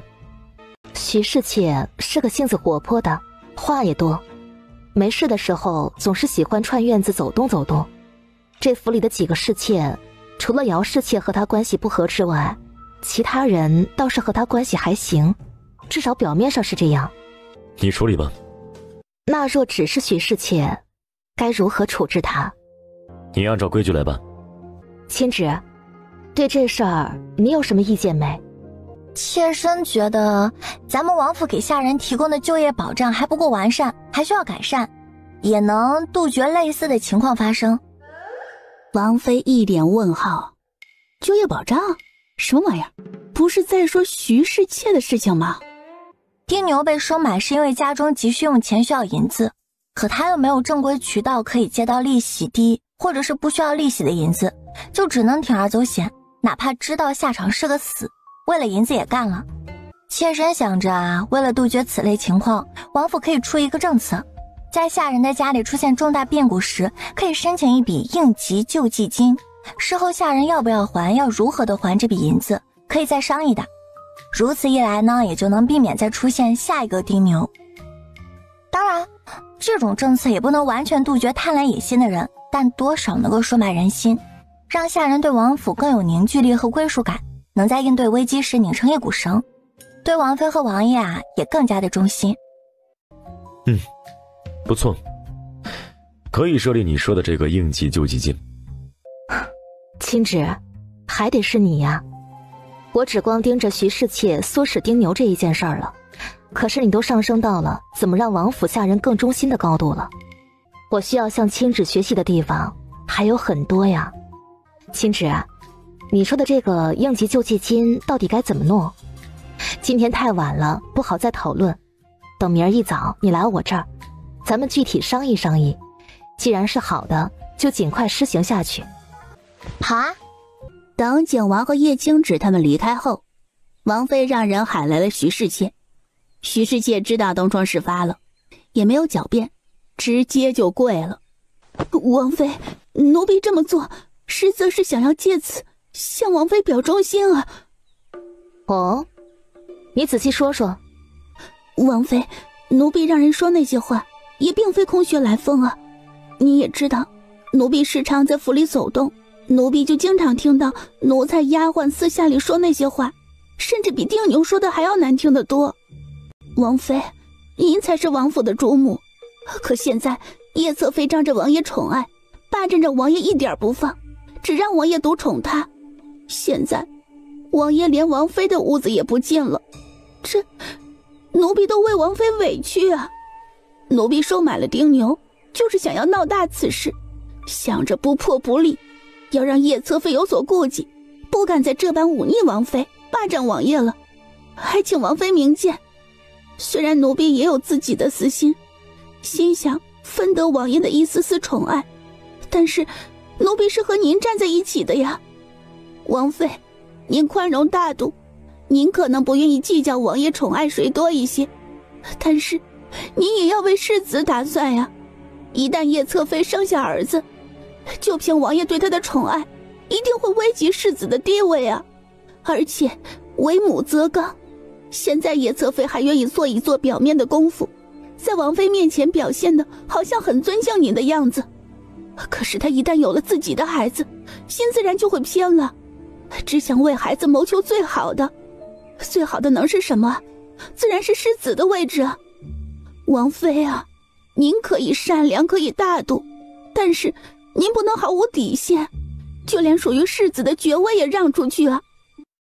奴婢诫命一条，进府后多亏王妃照料一二，才能安然活下来。奴婢愿意当王妃的马前卒，只要能为王妃拉下叶侧妃，奴婢舍了这条命也是愿意的。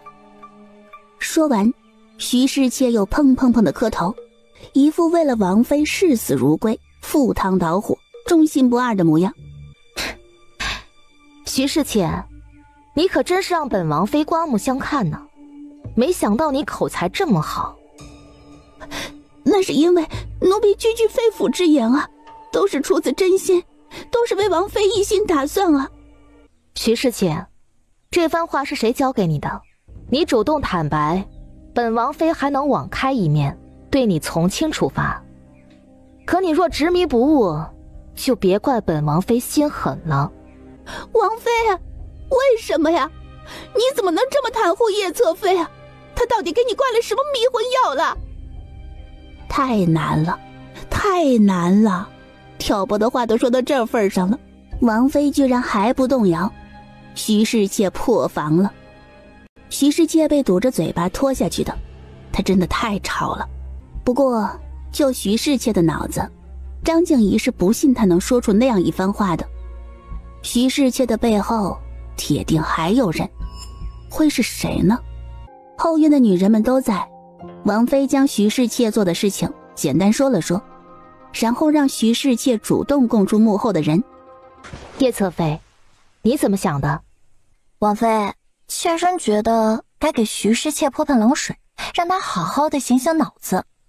好，就听你的，去端盆冷水来，给徐氏妾醒醒脑子。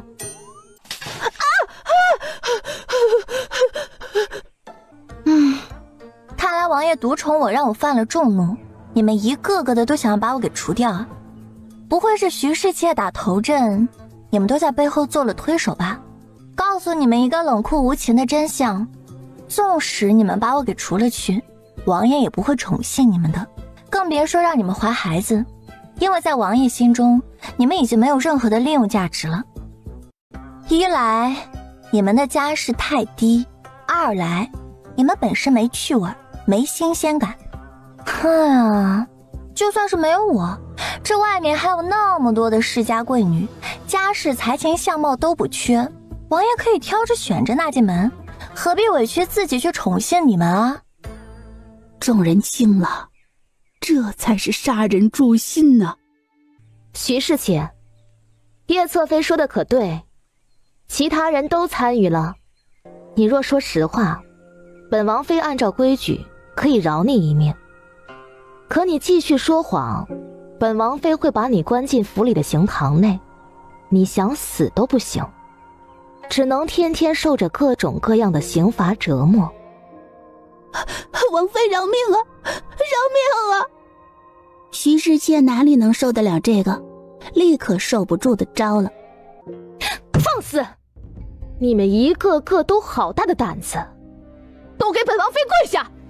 武侧妃，你是知情不报，袖手旁观，还是真的毫不知情？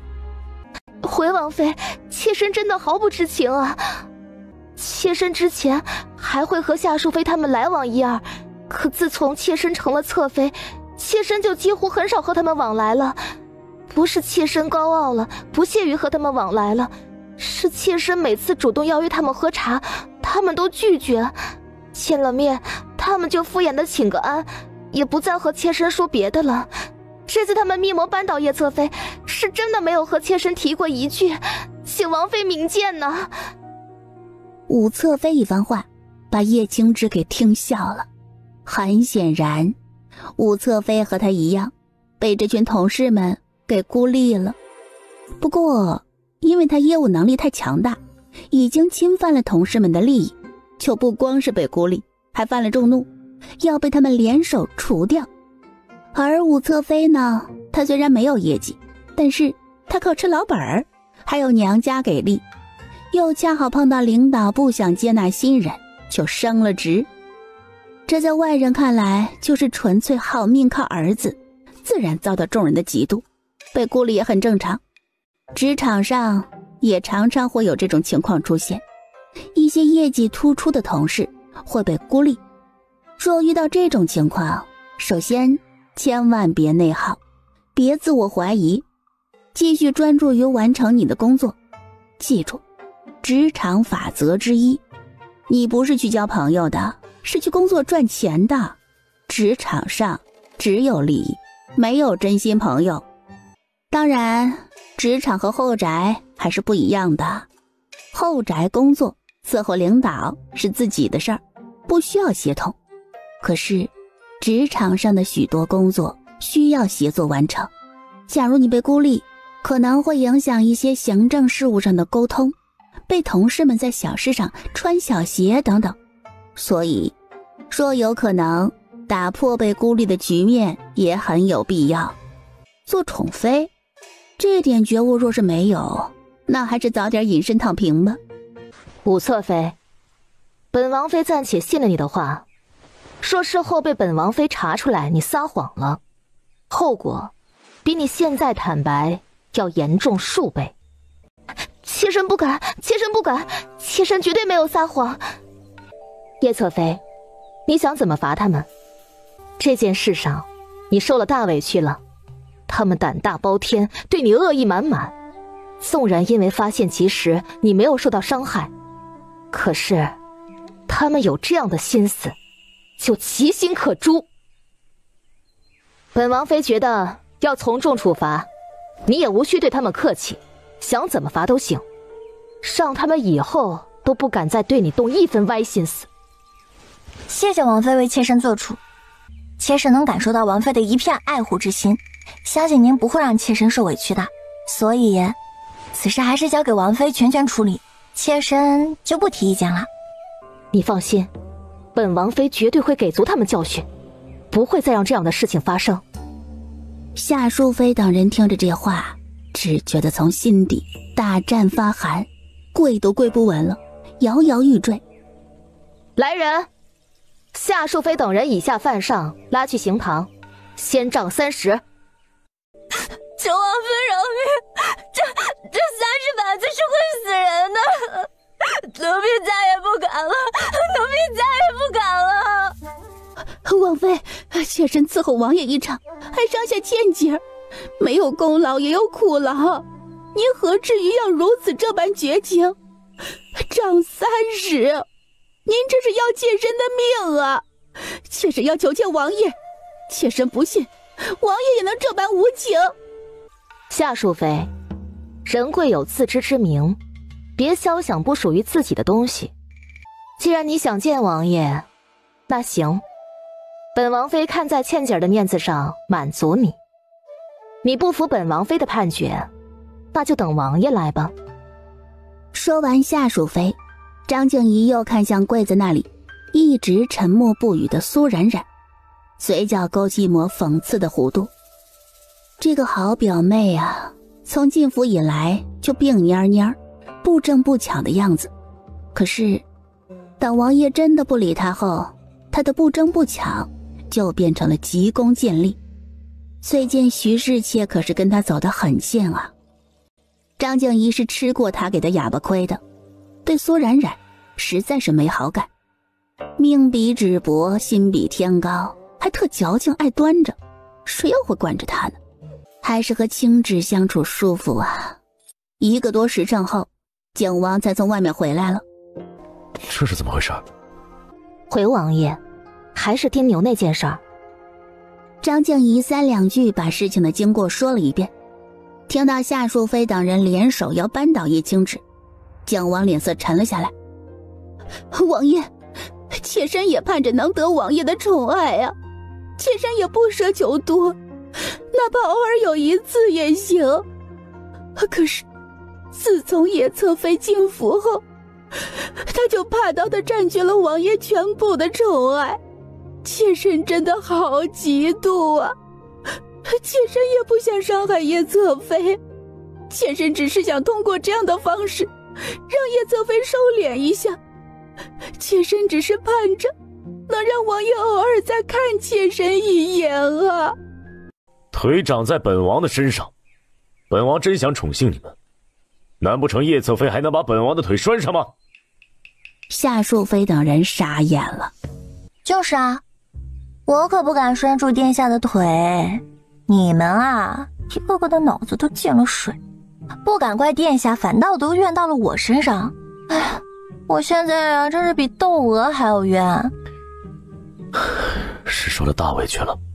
都是臣妾管理和教导上的失职，没能让他们认清事实，滋生了不该有的野心，还请王爷恕罪。在所难免呢，不怪你。能将危险扼杀，做到这一步，就已经很不错了。他们不满臣妾杖责30的刑罚，觉得臣妾罚得太重了，哭天抢地的。此事确实牵涉人众多，还是请王爷亲自定夺吧。杖30，禁足1年，月银扣下，一应奋力减半。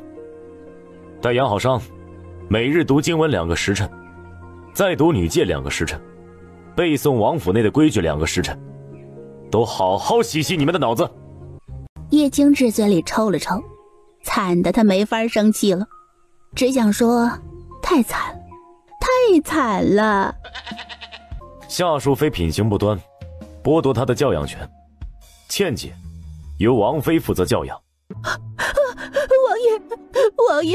王爷，求求你，求求你不要把贱人姐送去王妃那儿，妾身再也不敢害叶侧妃了，求求你了，王爷。你再敢哀求一句，本王就把你送去家庙，让你此生再也见不到倩姐，还有翠姐儿，一块儿送到王妃那里教养。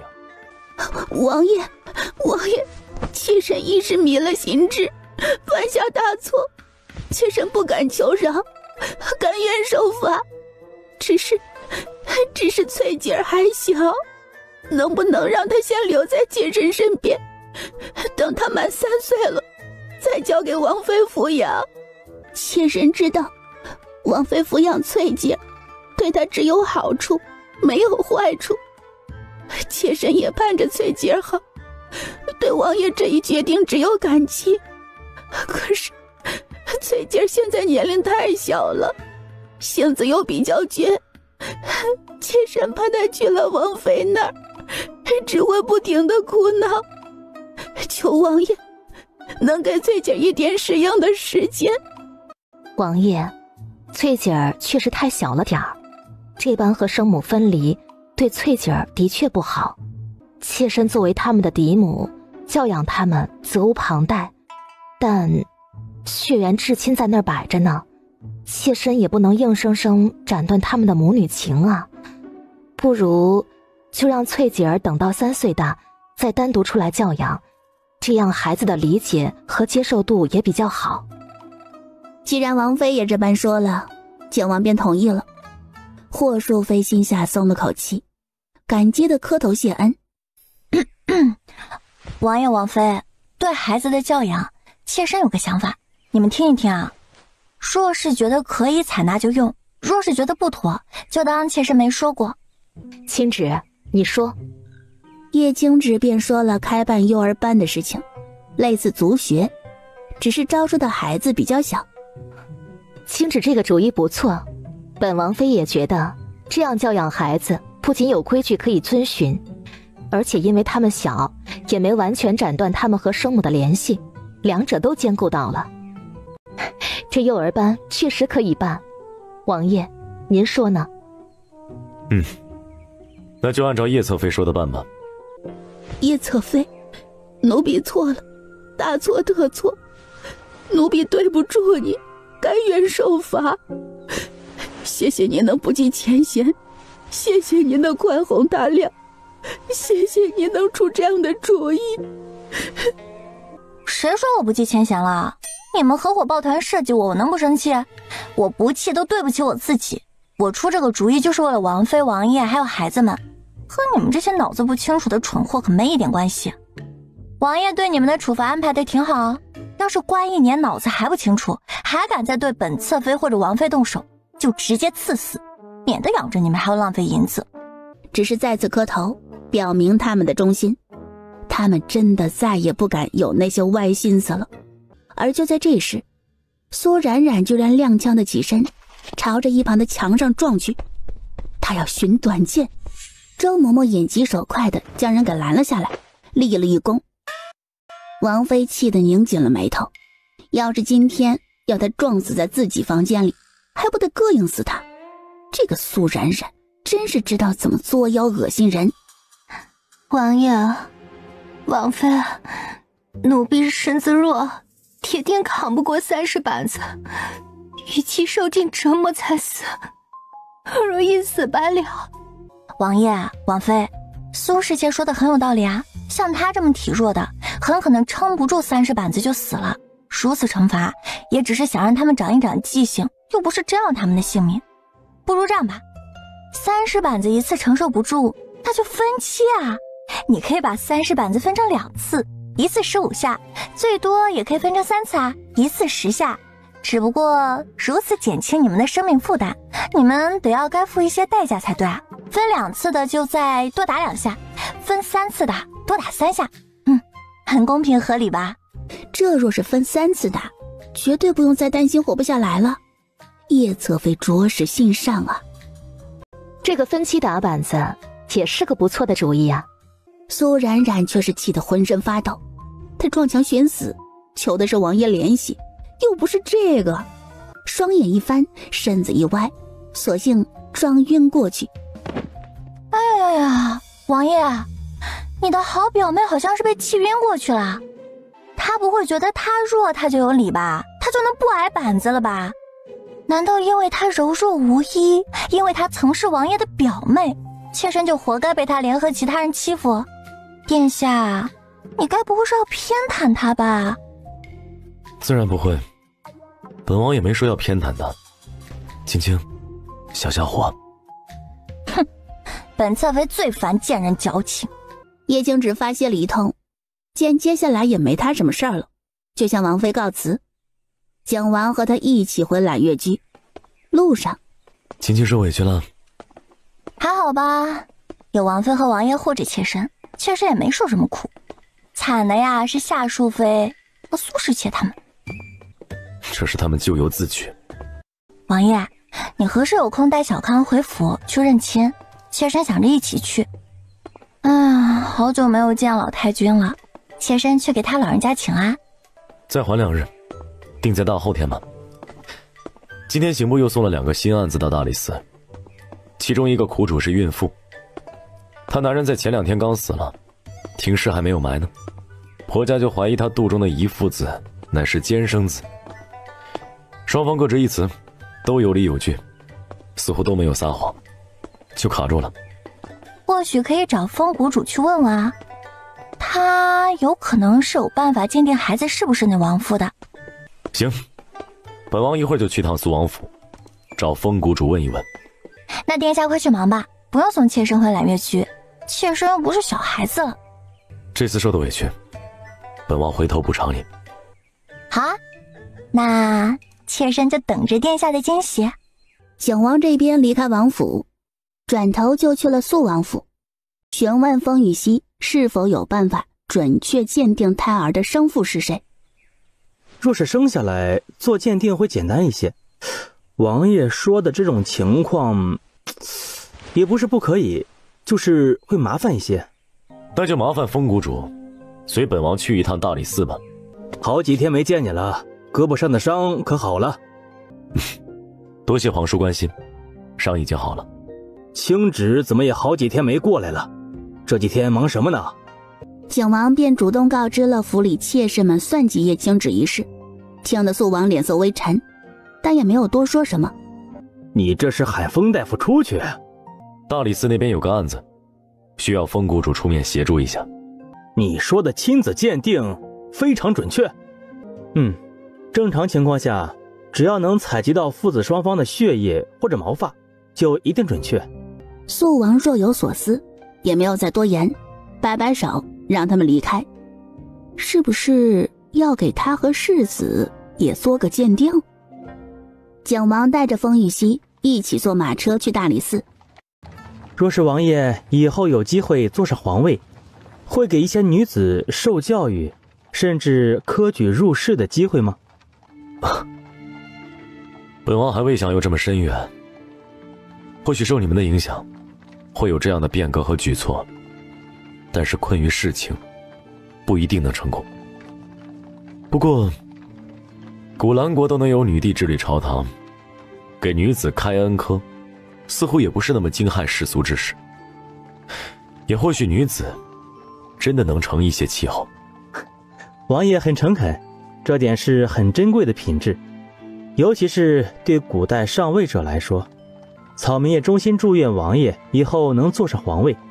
草民觉得，也唯有王爷能让大赵国力更强，百姓的日子过得更好。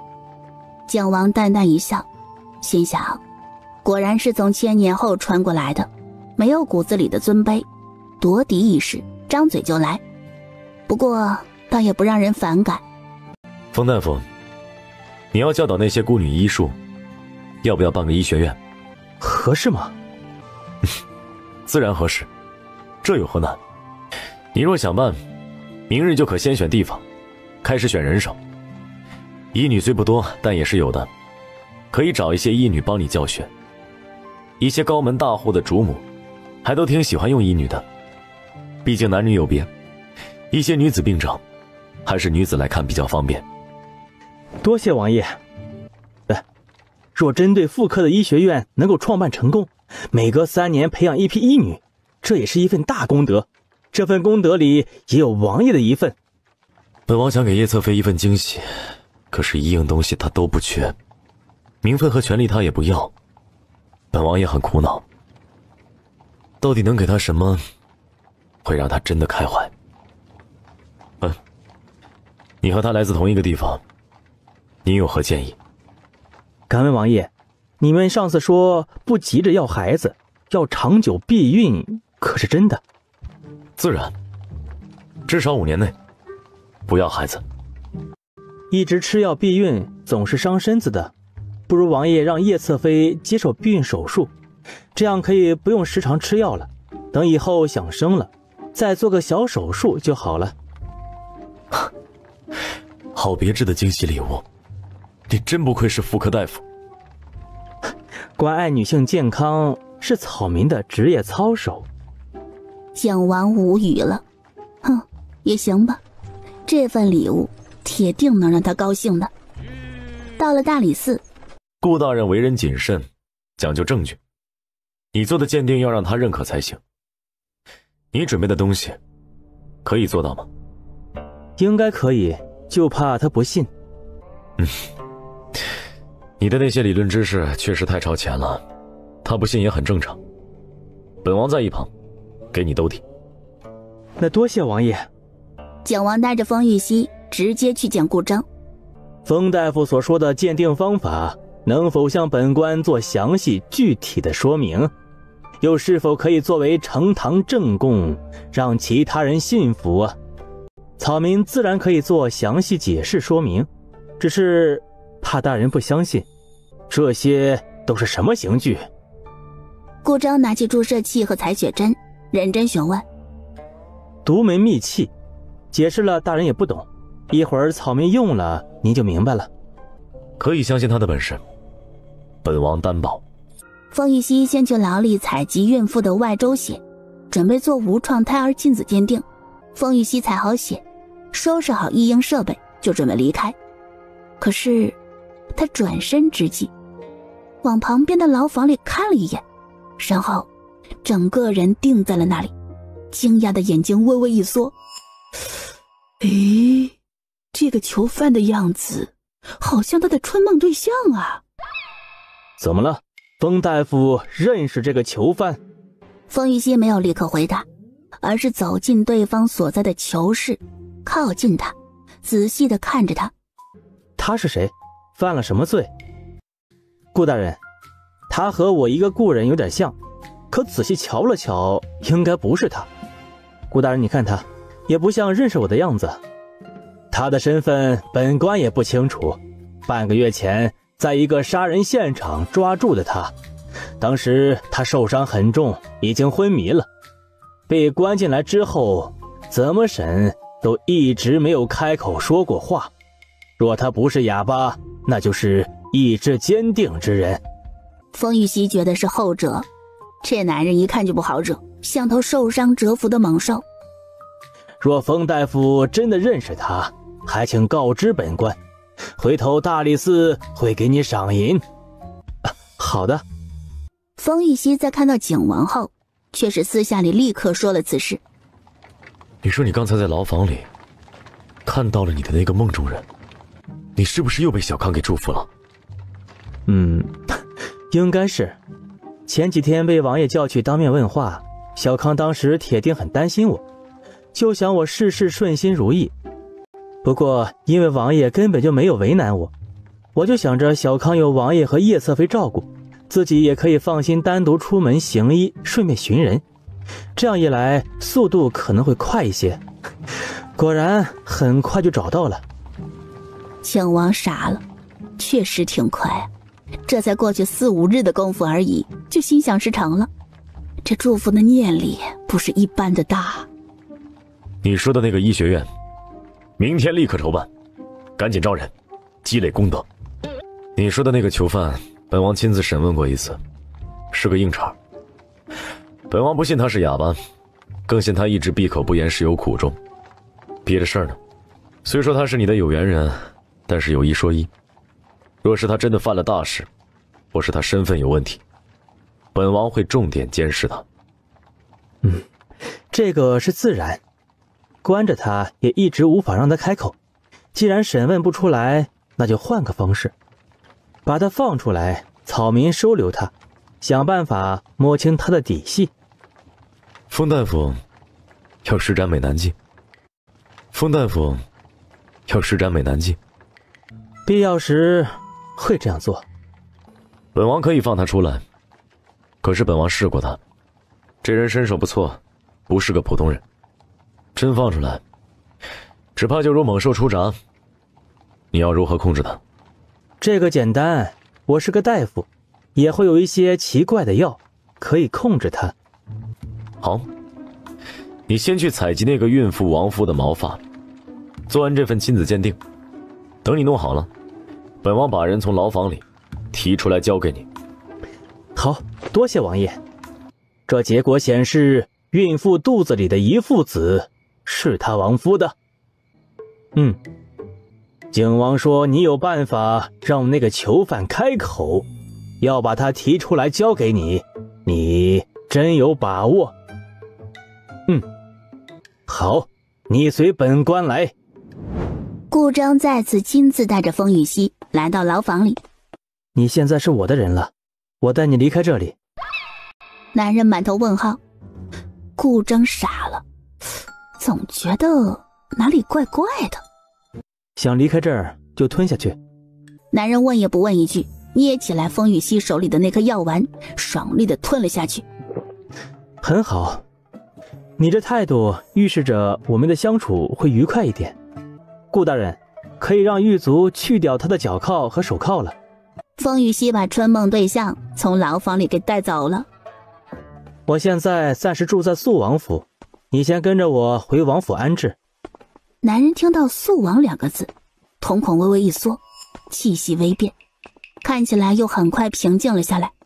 只是他放在身侧的手攥成拳头，松了又紧，来回2次，才终于不再随意再动了。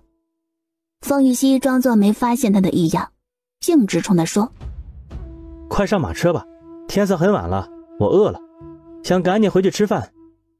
我见过你，好奇吗？想知道我在哪里见过你吗？真是哑巴呀。风雨熙又问他。男人双手抱臂，闭上眼睛，不搭理他。你现在是我的奴才，我是你的主子，因为那颗药丸，你的命也掌握在我手中，你应该端正你的态度。风念康看着爹爹带回来的野男人，上下仔细地打量他，小眉头皱得紧紧的。小康不喜欢他？我觉得他杀过好多人，身上的血煞气有些重。上一次给我感觉这种的人是素王爷。男人眼眸微微一缩，浑身紧绷，看着这个小男孩，没想到他一眼就瞧出了他的一部分底细。哦，你是说他也经常在战场厮杀？看这气势，至少也是个千户，说不定还是个将军。难道他是犯了错，从战场上逃命出来的，所以不敢说出自己的来历？他不像从战场上逃命的怂货，若有苦衷，也是遭遇陷害，又苦无证据证明清白，就轻易不敢开口。男人气了，当着他的面聊这些，礼貌吗？男人索性闭上眼，往椅子上一坐，装死。爹爹，他可真是油盐不进啊！洗澡去，臭死了。热水应该弄好了，衣服也有，把自己收拾干净再出来。男人立刻站起身，往旁边的房间走去。爹爹，要我给他祝福一下吗？不用了，很晚了，你快回去睡觉，明天还要早起去陪世子读书呢。爹爹，那我祝你心想事成。哎，不用不用啊，你上次的祝福才刚实现，正是反噬期呢，你再祝福，我怕立刻倒大霉。景王从大理寺回到王府，先去了王妃那里一趟，主要是了解惩罚的后续。王爷，他们都身子娇弱，挨30板子确实太危险了。其实被打到10板子的时候就都支撑不住了，纷纷喊了暂停，申请分期，都选分3次挨完板子。王爷，方家的那几个适龄的孩子妾身都看过了，也让世子和他们相处了一下。世子比较喜欢方家三爷的嫡子，叫方迅，年龄8岁，读书挺好的，脾性也好，小小年纪言行举止就挺有章法的。只是这个方家三爷只是庶出，妾身有些拿不定主意。方家三爷虽然是庶出，但当年也是中了进士，入了仕，在工部这些年也做得不错，名声不错，他教养的嫡子应该差不了。就这么定下来吧，待本王向父皇禀报一声，过几天就让明玉去文华殿上课。皇子皇孙不是都6岁才去吗？明玉也才5岁半，要不再晚半年。景王只是皱眉，都没说责怪的话，张静怡就硬生生的改口了。当然了，王爷觉得现在合适就现在去，早半年去文华殿上课对明玉也好。他现在心思还是太单纯了，在王府里太安逸，不可能快速成长。不吃苦如何能成才？你既然对他有高期许，就不要有溺爱的慈母心。妾身醒得。叶青芷还是从景王这里得知了封玉溪的春梦八卦，他可真是太好奇了。第2天他就跑到肃王府围观吃瓜去了。你哥哥月底就要大婚了，娘还没见过那位封姑娘呢。那过2日我领着人过来给娘瞧瞧。麻烦嬷嬷帮我准备一些见面礼，等封姑娘来了好送给她。主子放心，老奴一定准备到位。娘，今天封大夫给你诊脉了吗？还没有。他知道女儿和封玉溪关系挺好的，按青芷的话就是处成闺蜜了。于是穆念秋立刻让祝嬷嬷去请封大夫过来。然而过了许久也不见人回来，叶青芷怕封玉溪出事，又让院子里的内侍跑去瞧瞧怎么回事。封大夫呢？他出什么事了？回主子，回叶侧妃，封大夫刚才出门时，先是有鸟屎落在头上，又回去整理了一下仪容，可是等再出门时，一阵风吹过，他又迷了眼，因为揉搓眼睛没注意脚下，又被石头绊了下，跌倒了。不过人没有大碍，就是嘴巴出了点血。叶青只知道了，这就是所谓的反噬吧。听起来都是小事情，可真的好倒霉啊！尤其是短时间内接二连三的发生，再小的倒霉事儿也变成大的糟心事儿啊。风大夫说他现在太倒霉了，这几日不方便再来给主子诊脉，怕霉运会牵连到主子身上，再有什么闪失，老奴也觉得有理。风大夫的遭遇是有些邪门，还是不靠近主子的好。主子现下可经不起半点折腾。儿子，你这个祝福之力有点厉害啊！妈呀，他现在满脑子都是做好事攒功德，免得被儿子祝福了再倒血霉。又过一日，景王终于有空闲了，可以带着封彦康回谢府那边认亲了。康哥哥，按照谢府的关系，你要喊我小叔叔，懂不懂？行啊，那以后我们各论各的，你喊我康哥哥，我喊你小叔叔。小叔叔听起来比世子还亲切呢。封彦康，你又胡说，你不要偷换不一样的概念，糊弄明月。是，宝珠郡主，小子下次一定不敢了。姐姐，你也不要再凶康哥哥了，他其实是在和我闹着玩。到了谢府，景王他们一行人就被告知皇上也来了，正在福寿园看望老太君呢。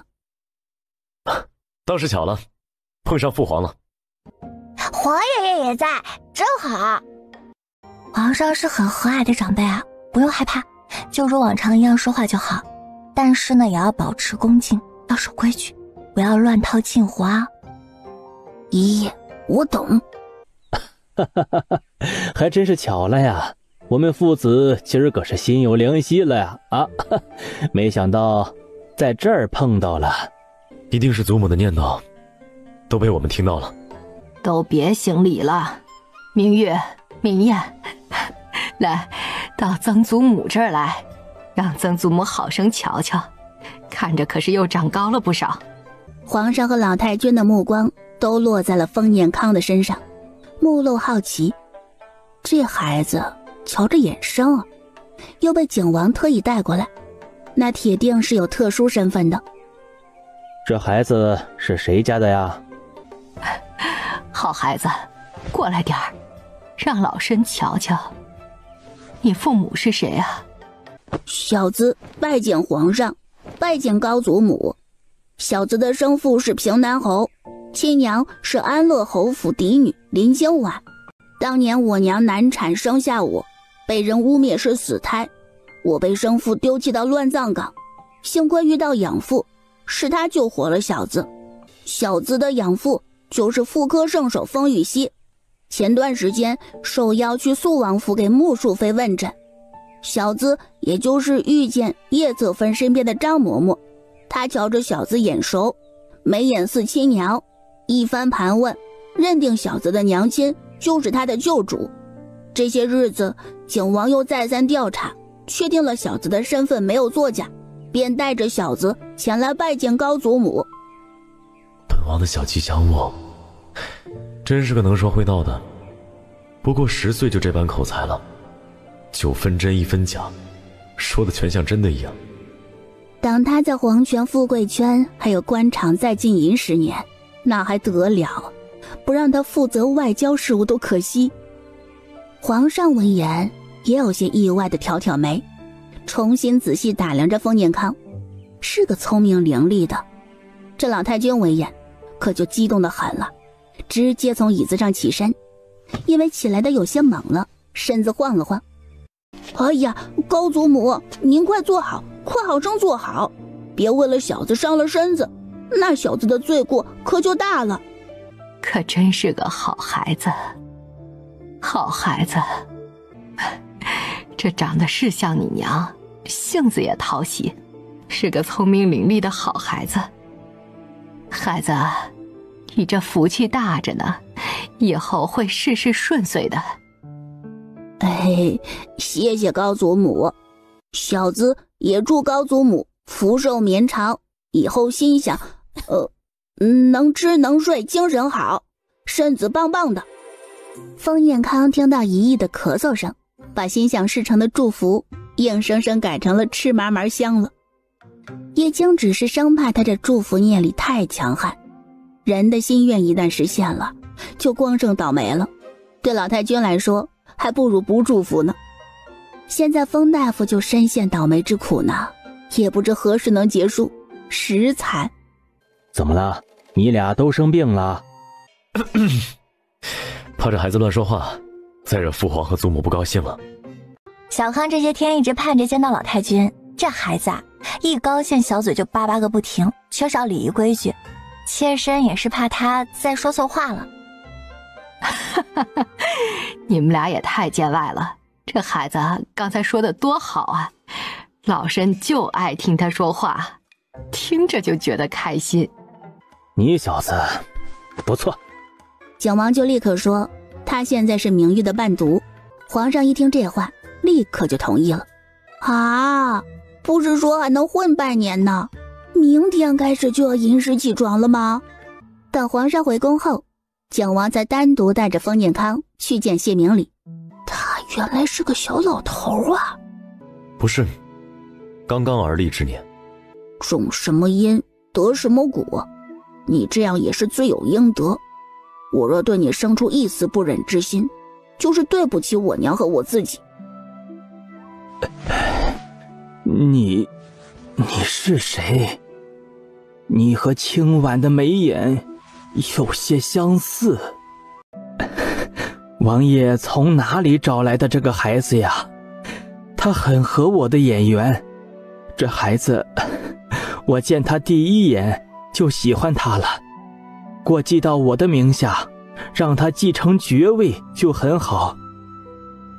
不需要过继。他就是当年那个被你丢下的死胎，是你的亲生子。什么？孩子，对不起，对不起，我对不起你呀！真好，真好，你活下来了，真好啊！你活下来了，谢谢，谢谢你还活着，谢谢，谢谢。你弄疼他了，别那么激动，会把他吓到。好，对不起啊，是我太激动了，弄疼你了，对不起，对不起，孩子，你别怕，我不会伤害你的。他没怕，他就是有点不适应，还很想讽刺他，早干嘛去了？小康，你去外面等着，本王和他聊聊。好的。他叫什么名字？他当年怎么存活下来的？王爷，你是怎么找到他的？请你告诉我有关他的一切，我都想知道。他现在叫封念康，他可以接受认祖归宗，但是他并不想认你这个生父。可以理解。我确实不配做他的父亲。当年是我命令人将他丢弃的，也是我害死了清婉。他怎么恨我都不为过。之前不想活了，是连赎罪的对象都没有，他已经不知道活下去的意义在哪里。可封念康的存在让他看到了意义。他能为这个孩子做什么呢？除了给他爵位，还能给他什么？恐怕自己的关心也只会让他生厌吧。王爷，我能做什么？给他爵位，帮他积累仕途筹码。恰好本王有件事需要你去做，之前时机不到，你又没有生存斗志，本王就没有提。现在你行吗？王爷，你说，我可以。哪怕事后你可能会被罢官，会被流放，只要不牵连孩子，不牵连侯府就行。我这残破的身子一直活着，用处也不大，还招人厌烦，能有点用处也行。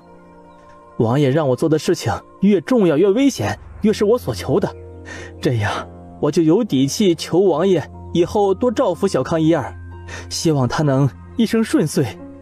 你先养养身子，然后回到户部任职，接管事务，该怎么做做什么，本王回头再找你商议。好，我能不能再看小康一眼，再和他说句话？景王走到门口，打开门喊风念康进来，并冲他说：本王和他沟通过了，他想要补偿你，想要赎罪，因此他不会伤害你的，只是想看到你，和你说话。可是我不想和他说话，我想到我娘亲就好气，他再忏悔也不想原谅他。可是他现在又真的很惨，他也确实有悔过，所以我看见他这个样子，我也不舒服，也不开心。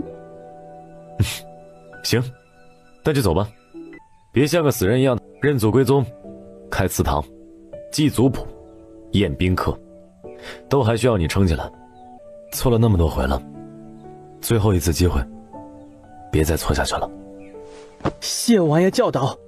等他们离开后，谢明礼叫来了自己的贴身小厮，拿着名帖去请太医来，我不想死，至少不是现在。另外一边，皇上回到皇宫，就被告知肃王求见，已经在御书房等了他好大一会儿了。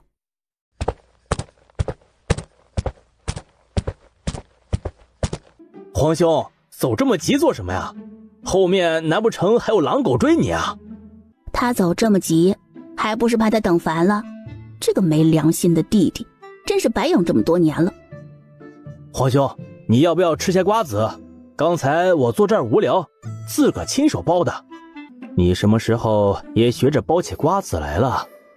嘿，念秋喜欢吃。你在这等朕是有什么事啊？收到一封密报，楚国那边的，说是张家叛乱通敌，证据确凿，被判了抄满门，已经行刑了。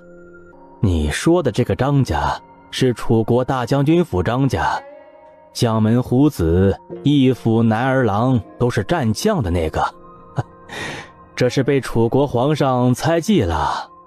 所以这张家不是咱们的探子弄垮的，纯粹是楚国内政混乱导致的。是谁要除掉张家呀？也不能说和咱们没关系，除夕那一战就是导火索，楚国败了，咱们大获全胜。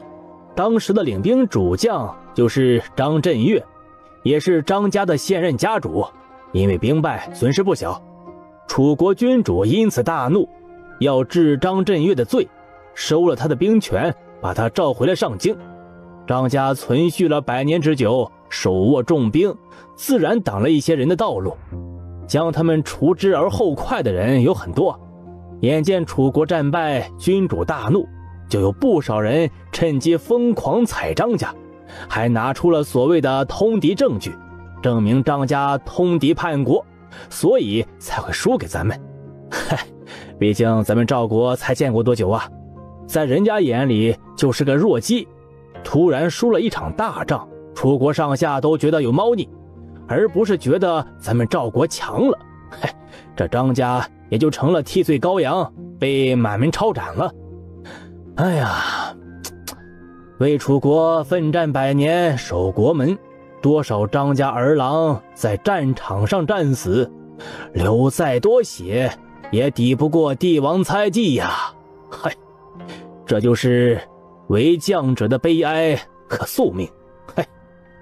肃王说到后面便忍不住叹息一声，可最终还是将那些牢骚咽了下去。他是幸运的，有皇兄全心信赖他，让他掌黑羽军，哪怕他回京后也没有收回他的兵权和兵符。可是世上也只有皇兄一人敢这么对他这个手握重兵的年轻王爷。待新帝登基，即便是景王登基，他这兵权也是要交还的，交了也好，他早就累极了，只是责任所在，不得不征战。张家被斩，那楚国边境的领兵大将现在是谁？要不要现在趁机出兵再打一仗？是姜泰，年过50，一员老将，而且这人作战风格非常的稳健，最擅长坚壁清野，守城门，是不会主动出击的。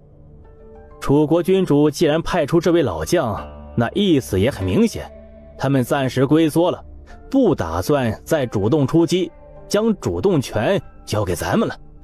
皇兄，我的建议是，有姜太坐镇边关，就别想打仗了，不如趁着这2-3年功夫增兵练兵，多驻甲，多练气，积钱粮，垒高墙，为后续大战做准备。你有预感2-3年后必有大战？不出3年。皇兄，信我。朕自然是信你的。若是2-3年后楚国大举进攻，朕就派你前去领兵。有你这个战神在，咱们又何惧楚国呀？哎呀，皇兄，我也老了，可不是啥战神了。若是打了败仗，皇兄恐怕要气死了。胡说八道，你老个屁呀！去年你刚从战场上回来那会儿，朕确实在你头上看见白发了。可现在，要朕拿个镜子给你照照吗？容光焕发，精神抖擞，骚气。皇上硬生生把骚气冲天给咽了下去，说完又没好气地瞪了他一眼。有爱情是了不起啊，这被滋润的确实瞧着年轻了不少。都是念秋的功劳。皇兄，你虽有后宫佳丽无数，可你没得心上人啊。哎呀，你不懂这幸福的滋味呀。皇兄，没什么别的事，我就先走了。你给朕停下。皇兄还有什么事啊？最近靖王让人不断的建善堂，做善事，银子如流水般花出去。他这是仗着钱袋子够宽裕，要在民间建立自己仁善的好名声。是有这事儿。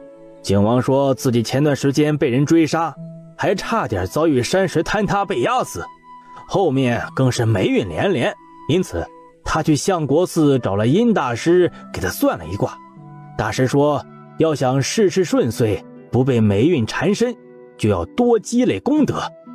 他不光以自己的名义做善事，景王妃和清旨也有份儿，还有念秋的，谢服老太君的。本王还为此提意见，他觉得本王和皇兄为大赵百姓已经殚精竭虑，功德不会少，不用再做这些小事了。哎呀，不管出于什么目的，做善事总归也是好的，本王也就没拦着。皇兄觉得有问题？这孩子被刺杀那是倒霉吗？还有遭遇山石坍塌差点被压，怎么也没给朕说一声啊？嗨，我大侄子还不是怕你担心呀，他难道不知道刺杀是太子干的？不多说，还不是怕你两头难做。哎呀，这手心手背都是肉，是不是？哎呀，这懂事的孩子碰上不懂事的，那铁定是懂事的孩子要多受点委屈呀。哎，我这大侄子啊，不想你为难，你还怪上了。皇兄，你说你啊，是不是不知足啊？在这儿埋汰朕的太子不行，那你的世子呢，就不让你糟心了？你难道还要让子氏监视他一辈子？你俩之间还有父子情谊吗？皇上表示，来呀，互相伤害呀。哎呀，皇兄啊，儿子多了真是债呀。父子或是兄弟反目，自相残杀，毫无亲情，史书上多不胜数啊。咱俩没走这条路，可下面的小辈儿也就避免不了啊。回到王府，肃王就去找风雨熙了。可是看到风雨熙鼻青脸肿的样子，肃王不禁挑挑眉。哎呦，这是怎么弄的呀？倒霉摔的。那个真够倒霉的。听说你从牢里捞出来一个人，可问出他的来历来了？草民无能，还没有。那人呢？本王见见。风雨熙让肃王稍等，进去喊人。肃王要见你，你若不想见，我可以帮你推了。你为什么要救我？你是楚国人，那你叫什么名字？不想说真的姓名，随便编个也行。我总不能一直喊你魏，或者是倒霉男人吧？你去过楚国上京，你之前在那里见过我，你既见过我，能不知道我的名字？楚国上京我确实去过，可是我没在那里见过你。风玉熙听他这么说，微微挑眉，心想这人出身一定不低，听他这话，一副楚国上京名人的口气。那你在何处见过我？你既然不知我的身份，又为何要费心救我？哪有这么多为什么呀？看你顺眼，就你当奴才用，不光要你听话给我干杂活，还要给我暖床。现在能告诉我你的名字了吗？张占峰。大将军府张家？你一个出身楚国张家的少将军，怎么会跑到大赵来？还是这么落魄的样子，你们家不会被楚国皇上给灭了吧？满门抄斩，只有我偷活了下来。唉，你这也太惨了。复仇吧，少年。咱们不光把楚国狗皇帝给杀了，也要灭他一个满门，给楚国皇族换个姓氏。还有谁推波助澜陷害你们张家的，咱们都杀一个遍，好不好？好。对了，你今年多大了？19。很好，成年了，就是太年轻了，妥妥小狼狗一枚。可曾婚配了？订婚、娃娃亲也包括，有心上人也算。这和复仇有关系？你说的这些都不存在。19岁也不小了，很多人都当父亲了。你是名门之后，自身也优秀，为何我刚说的那些情况都不存在啊？难道你喜欢男的，是个断袖？我不喜欢男的，不是断袖。祖母去世，我要守孝，耽搁了说亲，就拖到现在了。你真不是断袖？那你有通房丫鬟吗？虽说是自己的春梦对象，这悲惨的遭遇也确实挺让他心疼的。但是若对方不是一开始就喜欢男的，风雨熙也不想掰弯他，非要和他谈场恋爱什么的。我们张家有祖训，在成婚以前不安排通房丫鬟。你怎么一直问我这个问题？不是刚说了想让你给我暖床吗？你不喜欢男的，你又这么惨，我就不强人所难了。终究没尝一尝肉味儿。张占峰瞪圆了眼睛，他刚说真的？你想一个人报仇，一人覆灭楚国，那是不可能的。但是你可以拉同盟啊，外面的肃王、景王、大赵皇上，这些人都是你的同盟者。以你张家少将军的身份，一旦真心投靠大赵，想必也会受到重用的。肃王就在外面等着见你呢，现在要不要见他，你赶紧做个决定吧，别让他等太久了。我去见肃王。好，我陪你一起。不论是肃王、大赵皇上还有景王，他们都是有野心有能力，而且心胸开阔的掌权者，比你那个楚国狗皇帝强不知道多少倍。还有啊，你也别什么家国情怀，你家都没了还什么国呀？是不是楚国人一点不重要，再往前论几百年，咱们可是一个老祖宗的，别给自己身上背枷锁，更别在意什么骂名。真要在意啊，那就再告诉你一个事实，史书是胜利者书写的，所以不如换个领导，就是换个明君投靠，给家人报仇的同时，也能施展自己的才华，也不负来世上走一遭。快走吧。在下张占峰，家父张振岳，拜见肃王。你说你是楚国张家人，你怎么能证明自己的身份？在下没易容，只要王爷画了画像，派人去楚国查证，就能证明我的身份。你是怎么逃出来的？张家还有些人脉，在行刑以前，用了其他的此囚替换了我。我本想留在楚国寻找张家被污蔑的罪证，为张家平反。可是楚国已经容不下我，我才一露面就遭遇了追杀。我一路往大赵这边逃，数次差点身亡，最后终于逃到了大赵境内，躲过了追杀。等终于到了京城，我又倒霉地误入一个杀人现场，然后因为受伤力竭昏迷。等醒来以后，人就被关押在大理寺了。那你之前为何装聋作哑？你来京城又有什么目的？我不敢暴露身份，因为拿不准身份一旦暴露会招来什么。我怕我见不到大赵皇上，就直接被杀了。直到我被封大夫从牢里救出来，被带入肃王府，我才松了一口气，知道自己暂时安全了。这些天我一直在挣扎，刚才听到封大夫说王爷要见我，也让我下定了决心。在下想投效王爷，想报仇，想灭了楚国皇室。不怕背负乱臣贼子的骂名？不怕，史书是胜利者书写的，楚国皇室不配再让在下效劳，在下也不再自诩楚国人。大赵皇上是明君，王爷是名将，你们才是值得追随的主子。好，你有这份血性，本王很欣赏。先好好把身子养好，过2日让本王看看你的本事。遵命，在下一定不让王爷失望。封大夫做得不错，和草民没有关系，是王爷值得追随和投靠。有张占峰在，肃王没说想和世子做父子鉴定的事情，太不光彩了。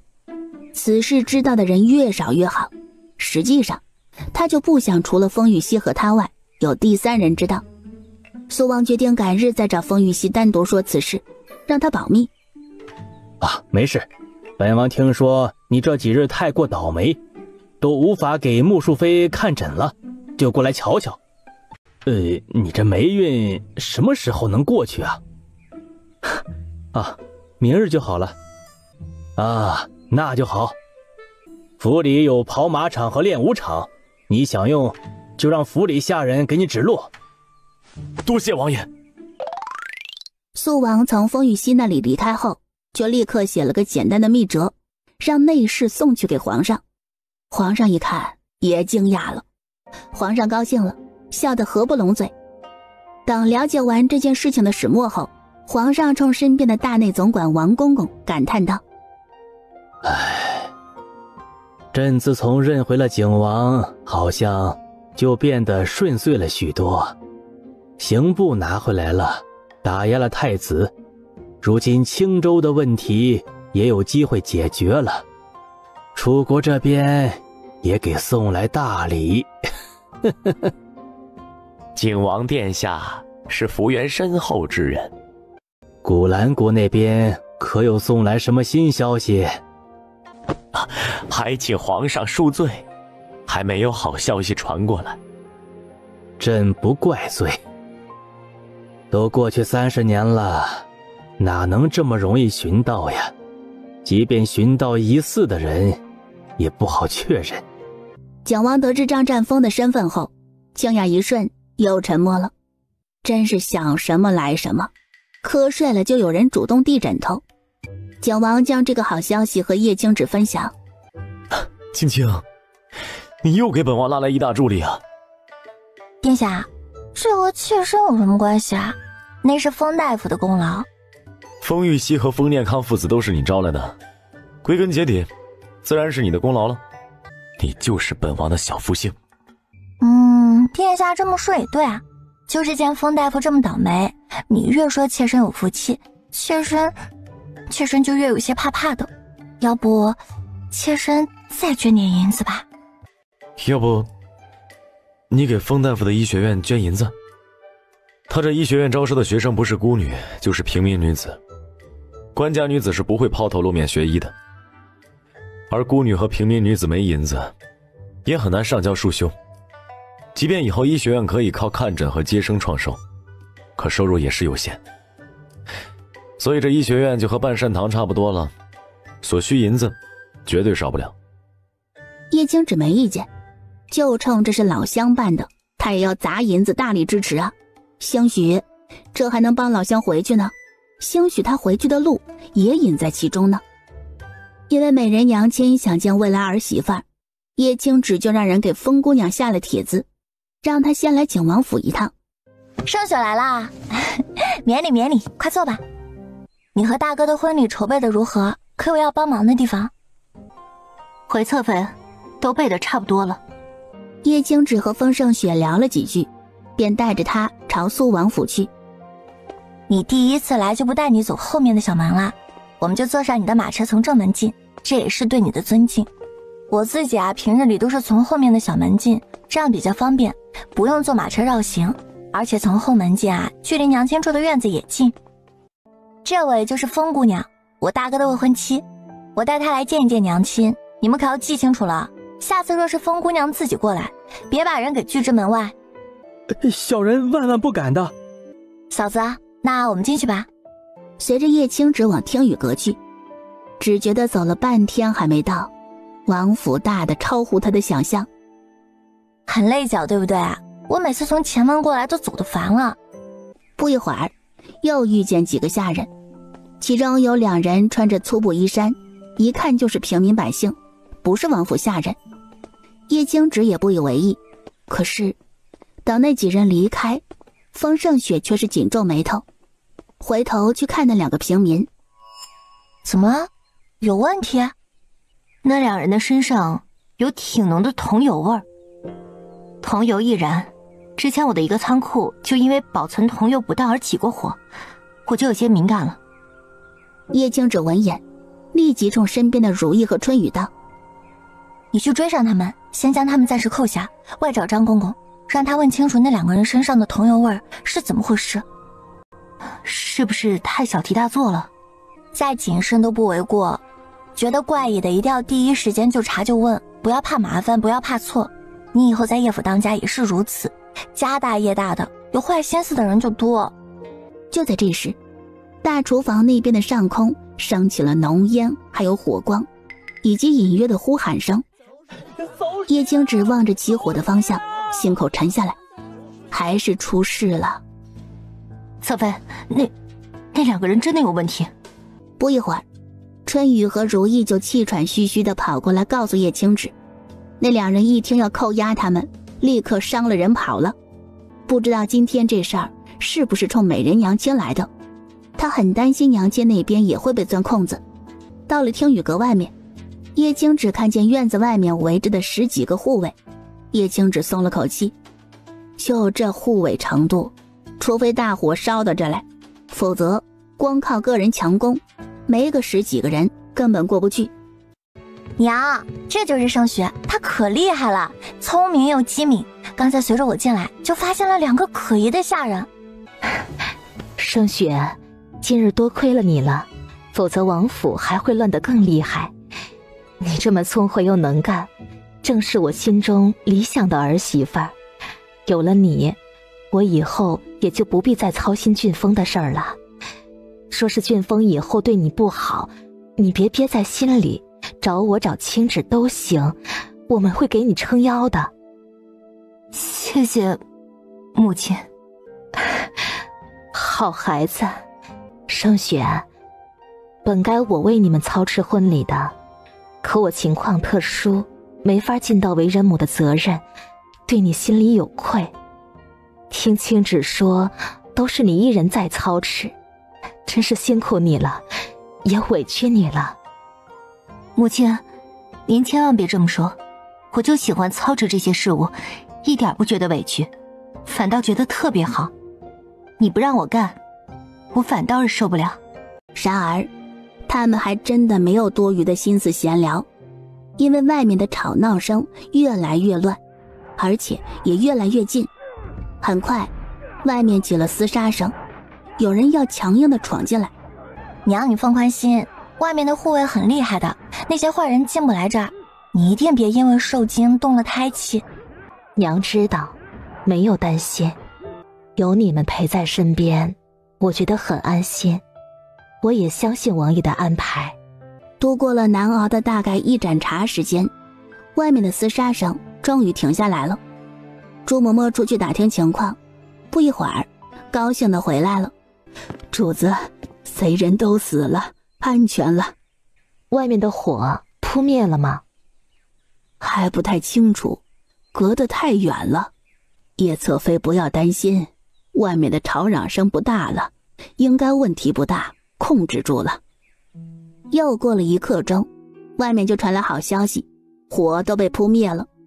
那2个身上有桐油味的下人也抓到了。叶青芷事后才知道，抓住那2人的还是张占峰，一下子就立了大功了。又过了1个多时辰，肃王才从外面匆匆赶了回来。穆淑妃呢？可动了胎气？回王爷，穆淑妃安然无恙，并没有动胎气。肃王闻言，长长的呼出了一口气，这才发觉刚刚浑身紧绷的难受，那种恐惧现在还让他后怕不已。他实在是害怕悲剧还会重演。哎呦，王爷，您可算是回来了。到底怎么回事？刺客抓住了？从哪里出的纰漏？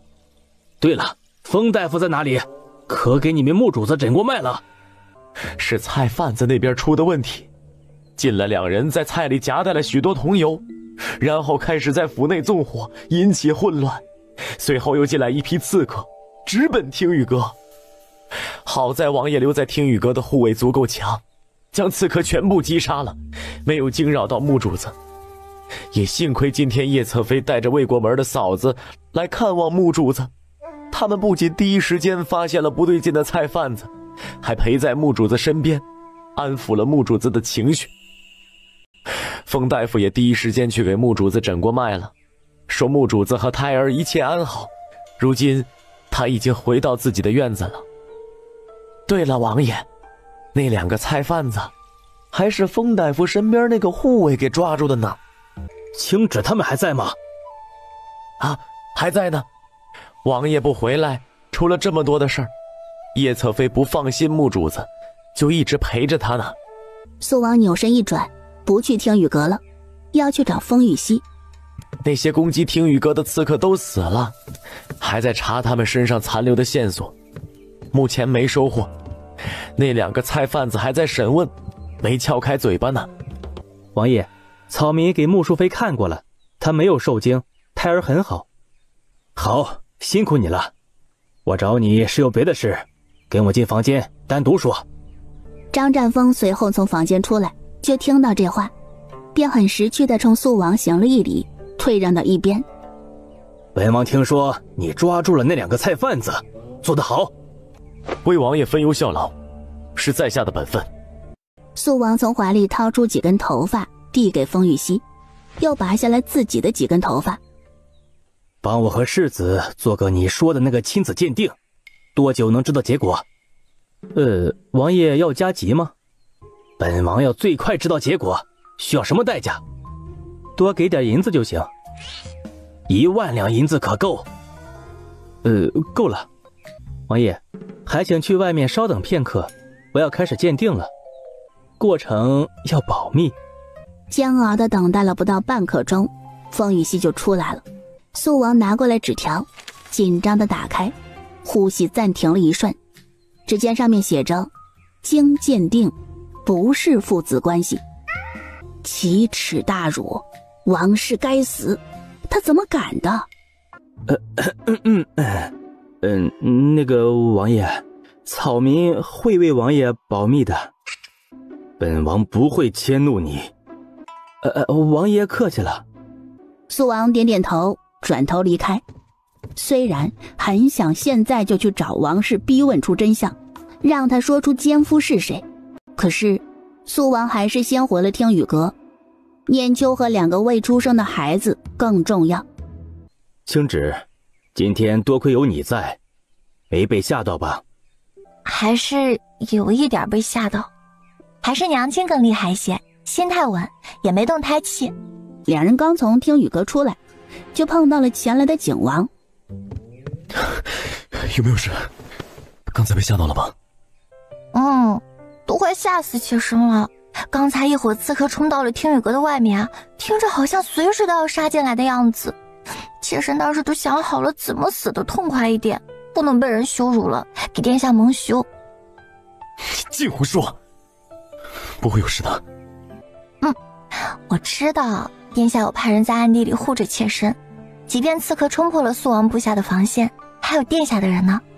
殿下放心，只是虚惊一场，妾身都没见到那血淋淋的场面，和殿下遭遇的那些刺杀相比啊，根本就不值一提，所以殿下也不必挂心。先回府。盛雪，这都午时了，要不要随我回府去吃些东西啊？风盛雪连连推辞，表示要回家，她一点都不饿。看到肃王对未来婆婆的珍视，再看看景王对叶侧妃的关切，她就觉得挺饱了。她才是那个最多余的，还是赶紧撤得好，留下来招人嫌。王爷这是怎么了？怎么如此痛苦？妾身相信王爷能保护好我和孩子，所以今天刺客来到听雨阁外面厮杀，妾身也没有一丝害怕，就没有动胎气。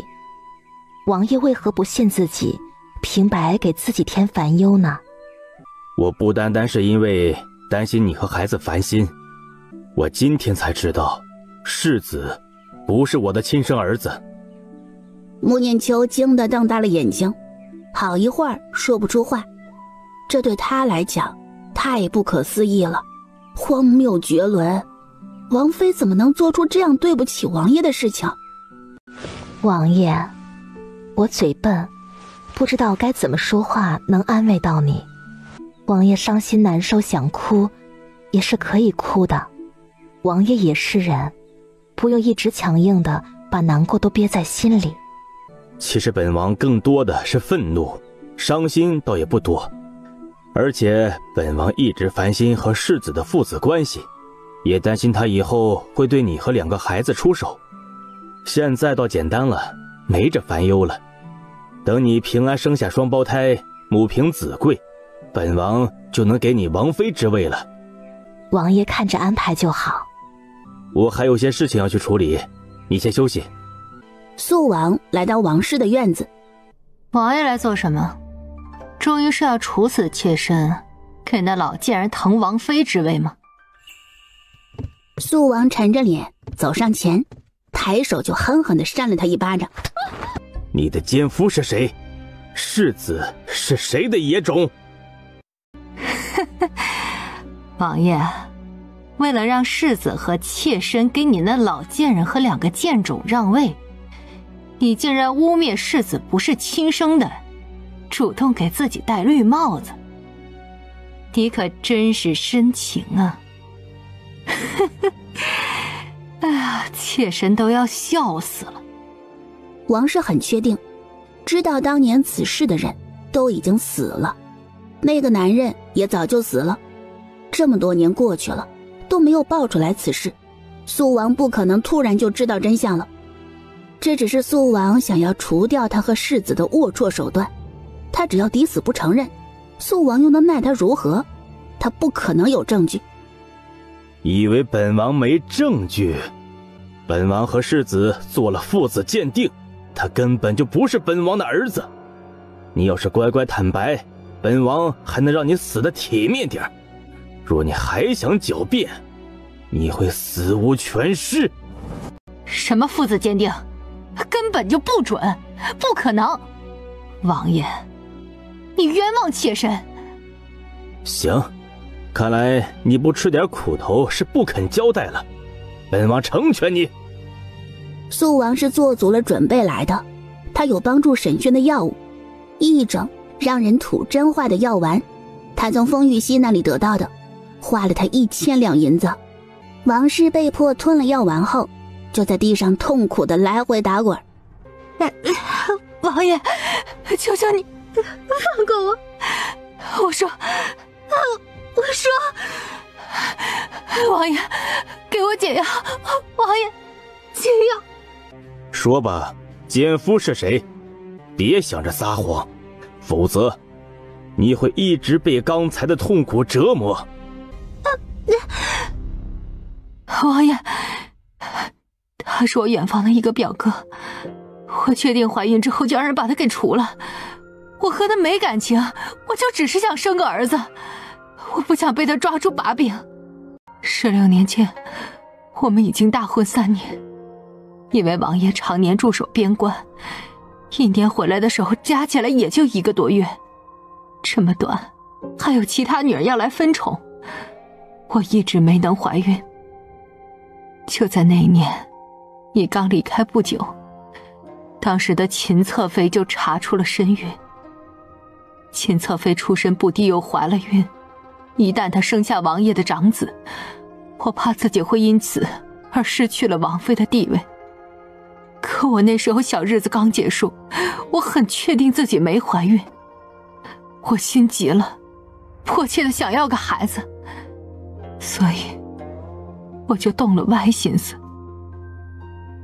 我那个表哥当时寄住在王家，我借着回娘家的机会就和他成了事。很幸运，我很快就查出了身孕，因为距离王爷离开也就1个多月，这孩子都不需要多遮掩，直接说是王爷的就行。我当时觉得老天爷都在帮我。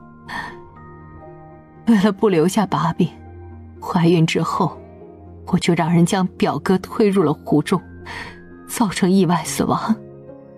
身边知道此事的丫鬟嬷嬷全部都被我给处死了。王家就真的没人知道此事？本王不信。你一个闺阁女子，即便在娘家想与外男幽会，没有认真打点，如何能瞒得过去？你父母能不知道？你自以为除掉的表哥是你动的手，还是你父母的手段？说。我父母他们确实知道，都知道。求求你王爷，求求你，我自己死不足惜，求你放过王家，放过世子。他是无辜的，他什么都不知道。秦侧妃肚子里的孩子是你害死的，他人也是你逼死的，还有被你弄死的其他没出生的孩子，他们就不无辜了？你个无耻毒妇，有什么资格在这儿和本王说无辜？苏王怒从心中起，抬腿狠狠地踹了王氏一脚。王氏惨叫地瘫倒在地上，绝望地闭上了眼睛。他完了，世子完了，王家估计也要完了。苏王从王氏那里出来，就直接去了皇宫。你不来，朕都要派人去问了。可审出幕后凶手，好在穆氏和孩子们没事，你也别太忧心，日后再多加点护卫便是。要不朕给你2名龙影卫，让他们暗中护着穆氏2月，确保双胞胎平安降生。龙影卫可是皇兄你主动给的，不是我要的，就当你这个大伯提前给孩子的见面礼了。皇上没好气地瞪他一眼，就知道从他这里扒了好处，不过他给的也心甘情愿。你们都退下。怎么，皇兄，我今天得知世子不是我亲生子，我已经逼问过王氏了，此事王广瑞也是知情的。王广瑞就是王氏的父亲。放肆，胆大包天，好一个百年世家呀，敢如此欺辱皇室！好，好，好，朕要诛他9族。满门抄斩就行了，别诛9族了，株连一堆无辜的人，平白添一堆罪孽。回头念秋为此不知道要多念多少佛经了，生怕我再多染一些罪业。是皇兄对不住你呀，当初是朕把王氏指配给你的，你常年戍守边关，朕也没有为你看好后宅之事，竟然出了这样的事。皇兄就别自责了，一些女人算计起来厉害得很，就算我常年在京，都可能被戴绿帽子。你要是心烦，不必管这件事，王家那边朕会处理。就是对那个野种，你想怎么处置，可有要求？哎呀，皇兄看着办吧，我真的不愿意为他再多费一点心思。皇上应下来，这才有心思问他怎么得知的真相。那个封大夫有几分厉害的本事，他能做父子鉴定，事实也证明他做得很准确。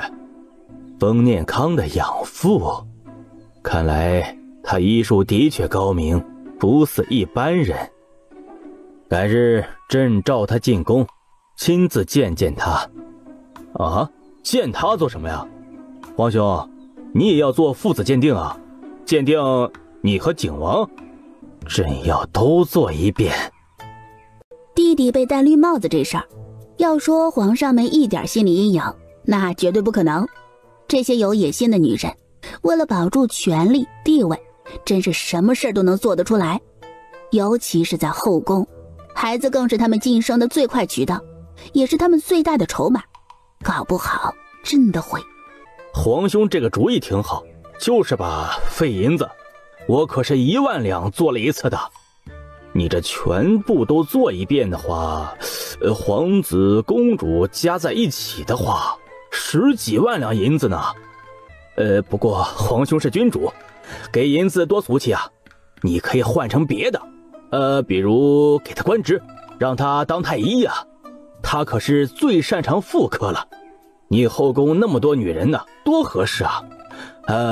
比如承认他开的医学院是官家学院，专门收女子培养医女，每年给学院财政拨款啊，诸如此类的。行，只要他有这个本事，朕也不会小气，这些都可以满足他。等双胞胎出生了，我要让穆氏当王妃。急什么？这王妃之位又跑不了，是他的。方玉溪一听皇上要见他，就知道要坏事了。皇上这是铁定知道他能做亲子鉴定一事，要给他派活呢。张占峰和方玉溪一起进宫拜见皇上。皇上对张占峰这个掉下来的馅饼自然也是重视的。封大夫，你留下会儿，朕有事问你。草民遵命。给足了好处了，皇上随即让身边的公公把昨日收集起来的各个皇子公主的头发，包括自己的，一并给封玉溪，让他现在就做亲子鉴定。多久能出结果？回皇上，这么多大概需要1个时辰，还请皇上给微臣一间屋子，微臣要独立做鉴定。1个时辰后，封玉溪将检查结果上交给了皇上。皇上看着检查结果，眉头皱了一下，最后长长呼出一口气，让封玉溪先行告退。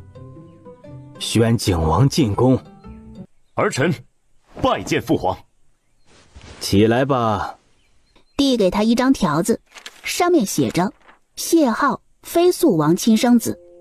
父皇，这王氏胆大包天，如此欺辱皇权，羞辱皇室，真是罪大恶极，将其死后鞭尸都不为过。可是此事一旦曝光，会让皇叔的名声损失更惨重，只能另找名目处置王氏与谢浩，保全皇叔与皇室的名声。哦，那你觉得用什么名目处置王氏和那个野种合适啊？王氏之所以能成功，是因为王广瑞那个老不死的帮了他。朕要灭了王家满门，你来想名目。父皇，想要灭王家满门，用谋逆的罪名最简单。儿臣有一个想法，您听听，合不合适？你尽管说。皇叔手握重兵，年轻气盛，又深得父皇信赖，这就滋长了王家的野心。他们想传活皇叔谋权篡位，皇叔自然不同意。然而即使皇叔不同意，他们也依旧没死心，就开始灌输世子这个思想。他们的具体操作就是待父皇仙逝后，他们再趁着皇叔悲痛防备薄弱期，给他下毒除掉他，夺他的兵符。如此，趁着大乱，太子还未登基之际，拥兵造反，除掉太子，就可夺取皇位。皇上听了这番话，觉得这根本不是景王瞎编了，而是事实就是如此。王家都敢混淆皇家血脉，搞个王家表哥和王氏苟且，生的孩子可不就是王氏血脉了？这若是让他们这般成事，他们谢家的江山就要成王家的了。对对对，朕觉得你说的非常对，王家一定是这么想的。父皇是不是太投入了一点？父皇，那儿臣接着讲。你接着说。因为王氏的教导，世子从小便觉得他尊贵的很，不比太子差，从没想着要子承父业，征战沙场，所以人也变得骄奢淫逸，贪图享乐，贪生怕死。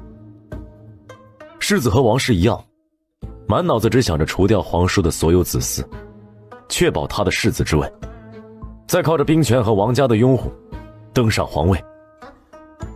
所以在肃王为了锻炼他，派他领着一队人马去剿山匪时，世子被山匪俘虏，吓得心智失常后，先是以皇叔之名吓唬山匪，发现没用之后，竟然高喊他是未来皇上，让山匪赶紧放了他。世子这声高喊自然让众人心惊。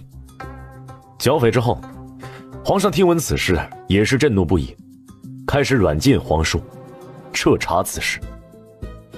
随后就查到了王家和王氏的头上，可以伪造一些类似的书信，让一些仆从当人证之类的，向天下人证明王家和王氏确实想谋逆。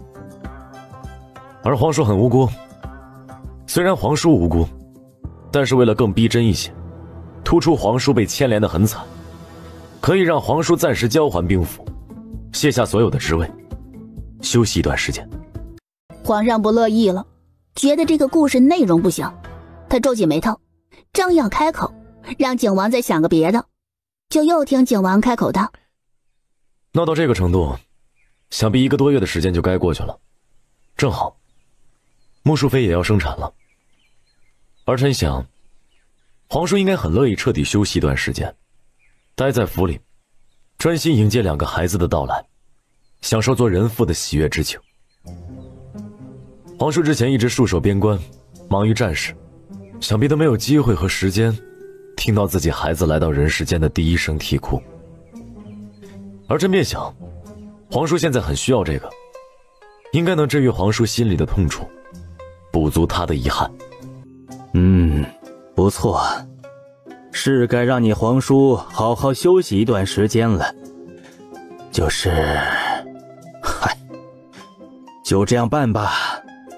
等过去这个风口，皇上想怎么给皇叔恢复职位，交还兵权，还不是您一句话的事儿。而且皇叔沉寂一段时间，也恰好能筛选一下属下的忠心程度，将一些居心叵测的细作剔除出去。以后皇叔再上战场，可以减少被背刺的可能。当然，我们所做的这一切，都只是演了一场大戏，做给朝臣还有天下人看的。王家那边，父皇可以直接召见王广瑞，告知他真相，让他乖乖等死，别牵扯太多的麻烦事。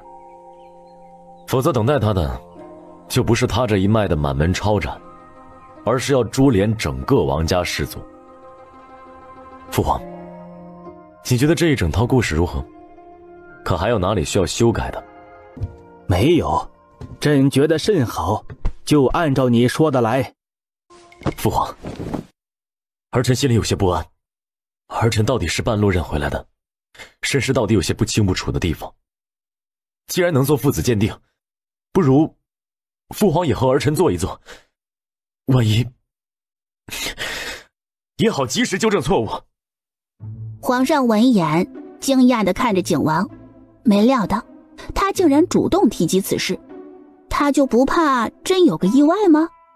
还是景王预料到他一定会做，所以他以退为进，主动提及此事？皇上看着低头恭敬的景王，心里泛起慈父之情。这么能干的儿子，简直是长在了他的心坎上了，是他主意的储君，自己不能寒了他的心。不用胡思乱想，你就是朕的大皇子。你母亲既然能想办法将你送过来，又怎么会欺骗朕呢？那对他没有任何好处啊。你在大理寺那边也熟悉的差不多了，本来就是要安排你去吏部，再跟着你皇叔在兵部任职的，现在出了这样的事，要混乱一段时间，就先改变一下，你先去礼部吧。再过半个月就是春闱了，你去礼部恰好负责监管春闱一事，杜绝一切科举舞弊等事情的发生。是，儿臣遵命。谢父皇信重，儿臣定不会让父皇失望。殿下今儿怎么这么早就回来了？大理寺终于没案子可查了？永远不缺案子办。本王被父皇召见，从皇宫出来就直接回府了。皇上见殿下是因为肃王府的事，可有查出来幕后黑手？幕后黑手就是王氏和世子，还有王家。哎呀，真是毫不意外啊！哎，说真的，只要有肃王妃和世子在，我娘他们的安危就永远有隐忧，不知什么时候就会被他们给咬一口。不用担心了，世子根本不是皇叔的亲生子，你等着你娘亲做王妃吧，因为你把梦里那些悲惨的事情都化解没了。皇叔和你娘之间只剩下好事了。真的吗？我觉得这是好事啊。哎呀，也不对，肃王被这么欺辱也怪惨的。算了，我还是觉得是好事。现在是痛苦了一会儿，不查出来是要痛苦一辈子。殿下，肃王他们怎么就能知道不是亲生的？你能不知道啊？亲子鉴定啊。那殿下你被皇上叫去，也是被鉴定了一回？被鉴定一回也挺好，毕竟殿下是半路认祖归宗的，就算皇上心里没怀疑，这也架不住其他大臣怀疑，就怕以后殿下在进一步的时候会被人用身份攻击，伪造假证据，说你不是皇子。没这份鉴定啊，那可真是难以自证。哼，青青说的非常有理。随后景王又说了皇上要如何处置王家他们，以及接下来的朝堂动荡，还有他要去礼部主持春闱一事。知道主意是他出的，叶青芷立刻冲景王奉上一通彩虹屁。之前本王说要补偿你，给你一份惊喜，可本王真的不知道青青需要什么，就问了封大夫，他说可以给你做避孕手术，具体怎么做本王还不清楚，但是确定能让你不必经常吃避孕药，对你身体更好。殿下，这份礼物我特别的喜欢，谢谢你啊。父皇还给封大夫赐了7品御医的官职，过2日他就要上任了。那明日让他来给你做手术，本王明天也不去大理寺了，陪着你。翌日，亲眼看着叶青芷胳膊上被切开一个血淋淋的小切口，再看着封玉熙往里面放入东西，景王的脸色还是变了。他自己受伤都没那么难受。疼不疼？殿下，我不疼的，封大夫给我打了局部麻醉，切身怕血，一点都不想看，不看就没什么感觉。等缝合好伤口以后，殿下再告诉妾身，妾身就先闭上眼睛了。这缝合术能交给其他大夫吗？你这缝合的线有什么讲究？这里的条件可能生产出来吗？这缝合术是外科手术的基本功夫，当然是要教的。不过我用的这种缝合线是我从现代带过来的，古代生产技术还不能达到，但也有能替代的。缝合技术只是基本功夫，想要让伤口不感染，重要的还是消毒和抗生素。因为这个避孕手术，叶青芷休假了1个月。真的不会出现意外怀孕吧？哎呀，不会，系统出品的孕激素胶囊有保障。转眼间，产房早就准备好了，一应手术所需要的准备，封玉熙也都准备好了。明秋，你不要怕，本王在外面等着孩子们出生。王爷别担心，妾身和孩子都不会有事的，我们还要陪王爷一起度过余生。好。娘，我也在外面等着你和弟弟妹妹，有风大夫在，不会有任何的危险的。穆念秋进入产房，也就过去了1刻多钟，就从产房内传出了婴儿的啼哭声。苏王激动的都有些傻了，不敢置信的问：这是生了？恭喜王爷，恭喜王爷，贺喜王爷，小主子们平安出生了。哎，王爷，你别进去啊！你这身上没做消毒，风大夫这时候要给娘亲缝合伤口，你过去了只会添乱。不一会儿，梅霜还有另外一个医女，一人抱着一个婴儿出来了。穆氏如何？娘亲怎么样了？穆王妃的状况很好，一会儿师傅处理好她的伤口，你们再消消毒，就可以进去探望她了。这是哥哥，先出生的，有4斤7两重，师傅说心肺都不错。这是妹妹，有4斤3两重，体重比哥哥差了些，心肺也差了些，需要精心护养，但是问题也不大。苏王这才看向2个孩子，看着他们瘦瘦小小、丑巴巴的样子，心里热乎乎的，眼睛也湿润润的。这一次，他一定护他们平安长大，真好，真好。念秋这次也好好的，他一会儿就可以进去看望他了。又等了片刻，风玉溪终于从产房出来了，给苏王和叶青芷消消毒，让他们进去探望穆念秋。其他的医女已经把里面收拾妥当了，但是还是有浓浓的血腥味儿。苏王一踏进去，闻着这味儿就心抽抽，心疼的不行了。疼不疼？不疼，药劲儿还没过呢。孩子们呢？被奶娘抱去喝奶了。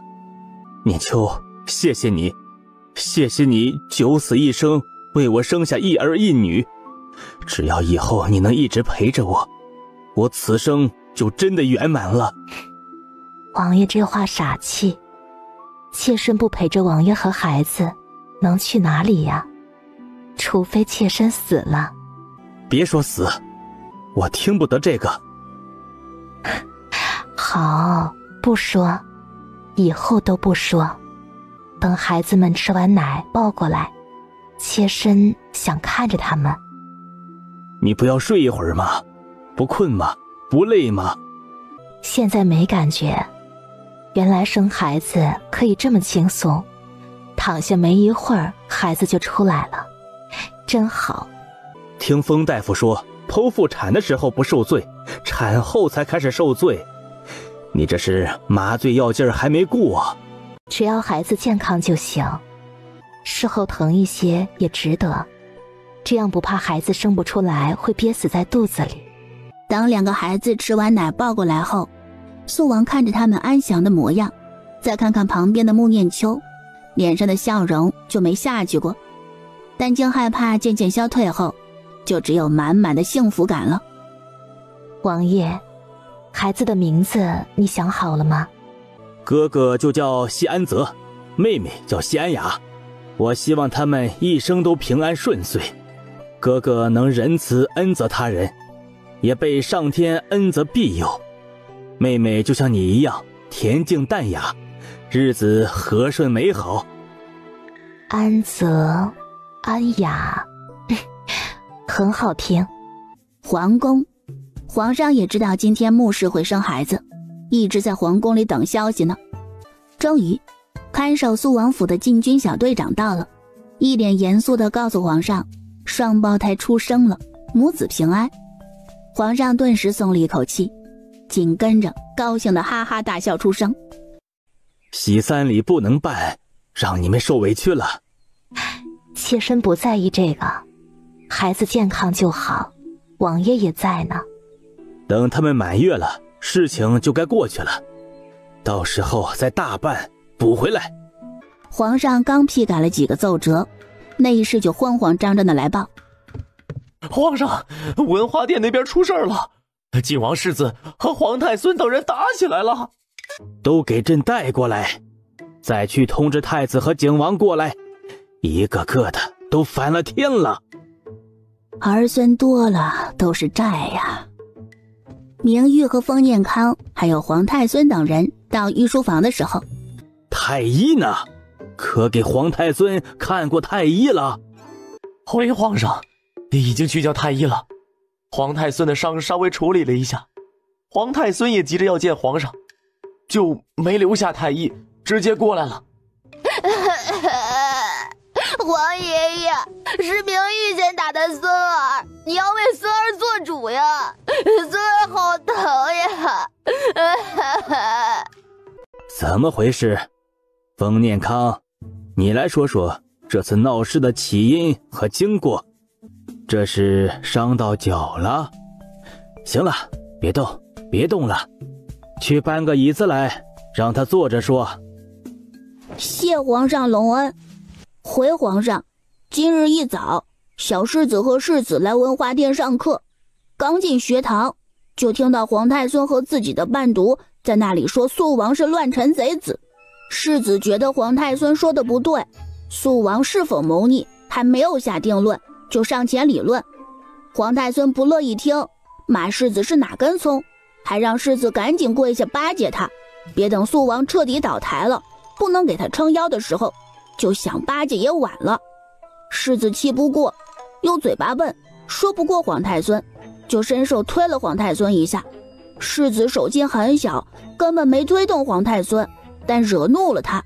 皇太孙气怒之下，抬手就给了世子一个耳光。皇上听到这里，脸已经彻底沉下来了，他目光威严地看向一侧的皇太孙。当时一切发生得太快，小子没拦下这一耳光，只能赶紧将世子拉到身后保护起来。但是皇太孙不依不饶，小子可不敢打皇太孙，便拉着世子到处躲藏。皇太孙追赶时，自己不小心摔倒了，还擦破了脸，还撞破了嘴唇，流了血。皇太孙摔得大哭起来，因为又痛又气，就嚷嚷着让其他人来打我们。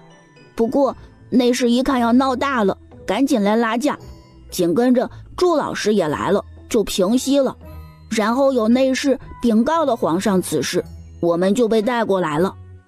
皇爷爷，孙儿错了，孙儿不该妄议肃王一事，不该动手，不该和明玉开那种玩笑，请皇爷爷责罚。皇上沉着脸没有说话。皇太孙的态度何尝不是太子的态度？还有他对明玉的羞辱，足以可见他没有容人胸襟，就如太子。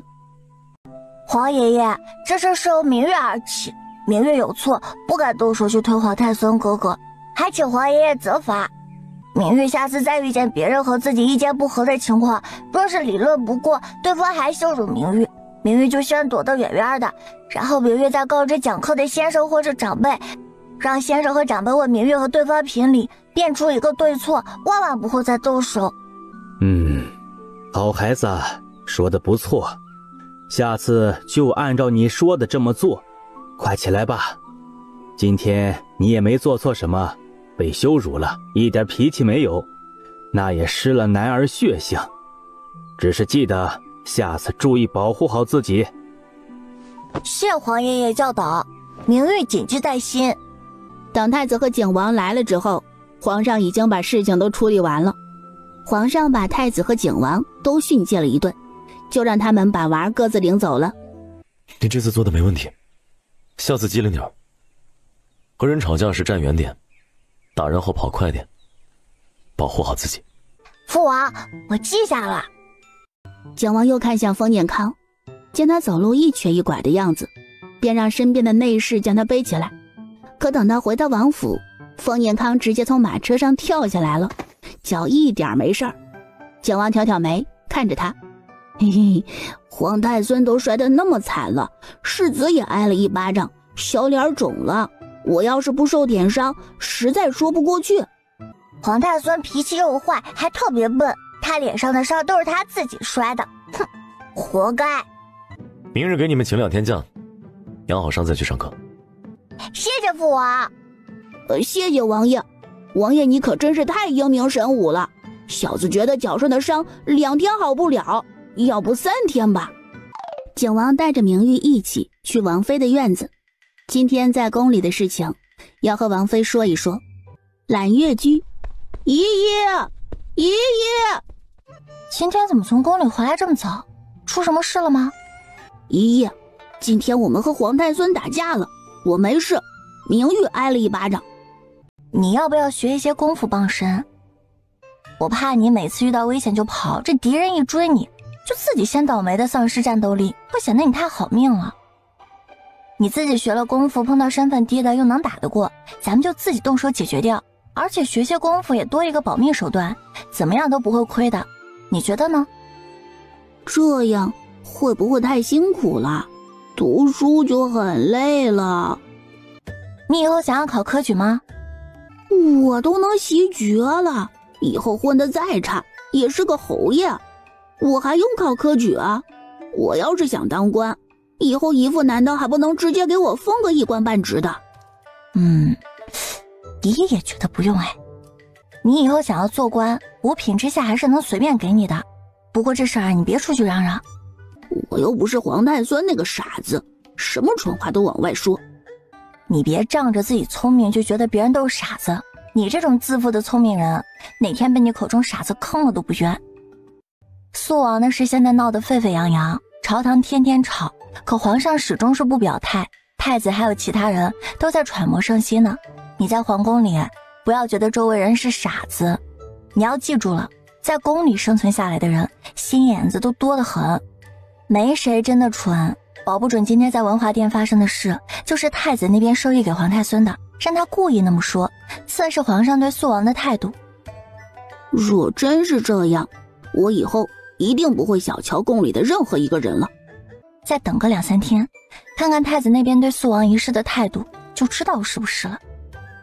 王妃这边，王爷，肃王一事何时才能有个结果呀？快了，最多3-4天，父皇就会解除对肃王的软禁。你也别胡思乱想，故意自己吓自己。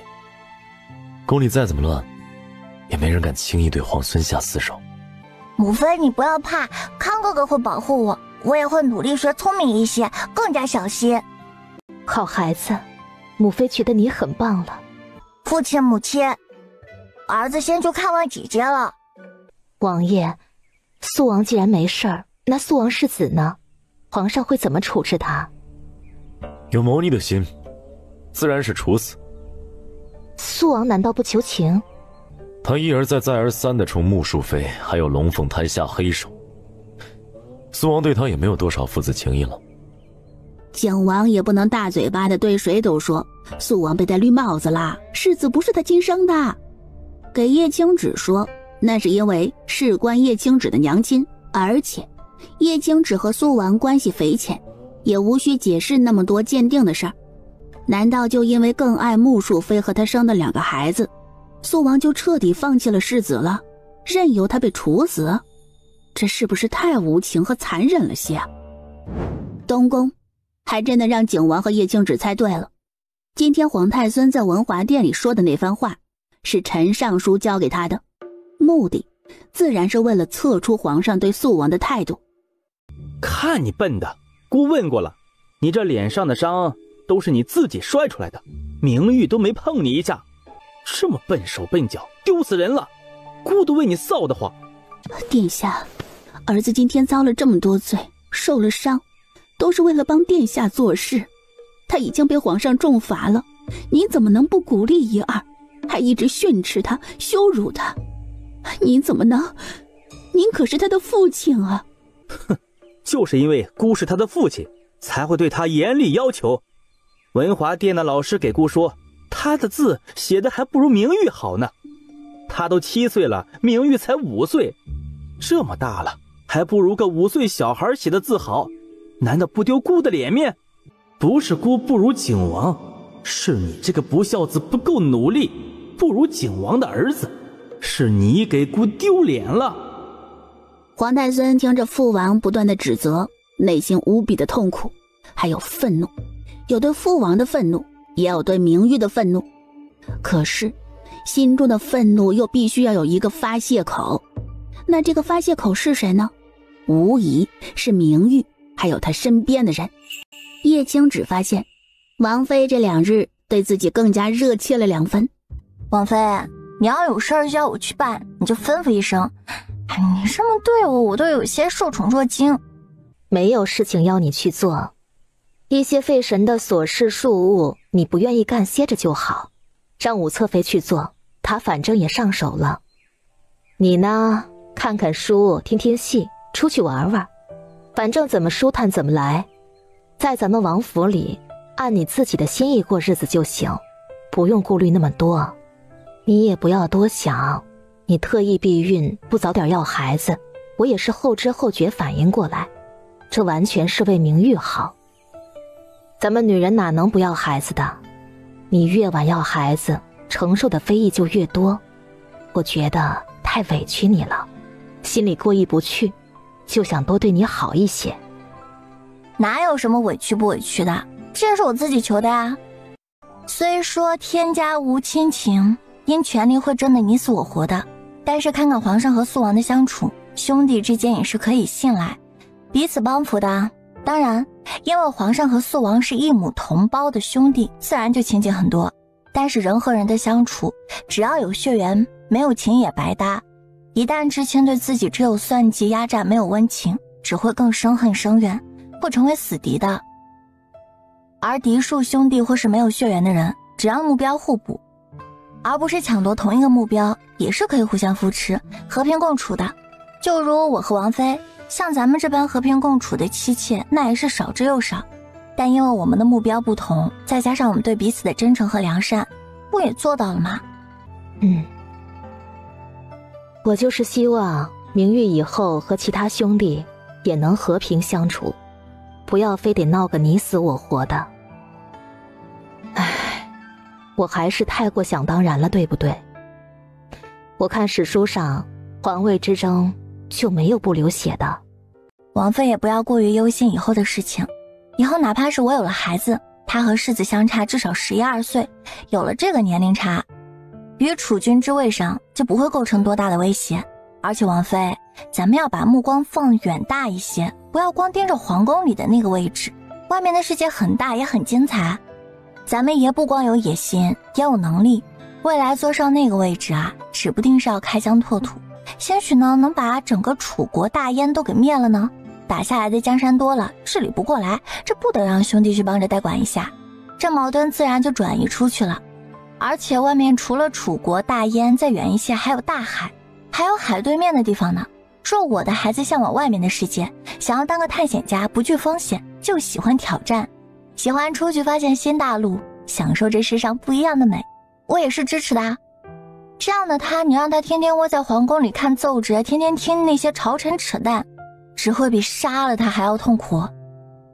张静怡听着叶青芷的这番话，震惊的许久回不了神，就直愣愣地看着他。作为一个闺阁女子，没受过什么教育，就算认字，所学也很局限，所以她的目光就只局限于后宅这方天地，她哪里能想到什么外面的世界。叶青芷的话为他推开了身边紧闭的大门，让他朝外面看，朝远了看。王妃，人虽然是有相似，但也是有多样性的。若可以自由地选择如何度过自己的一生，我想每个人的选择也都会不一样的。只是我们是女子，没得选，一辈子被圈在后院，只能够生孩子，只能去争男人的宠爱。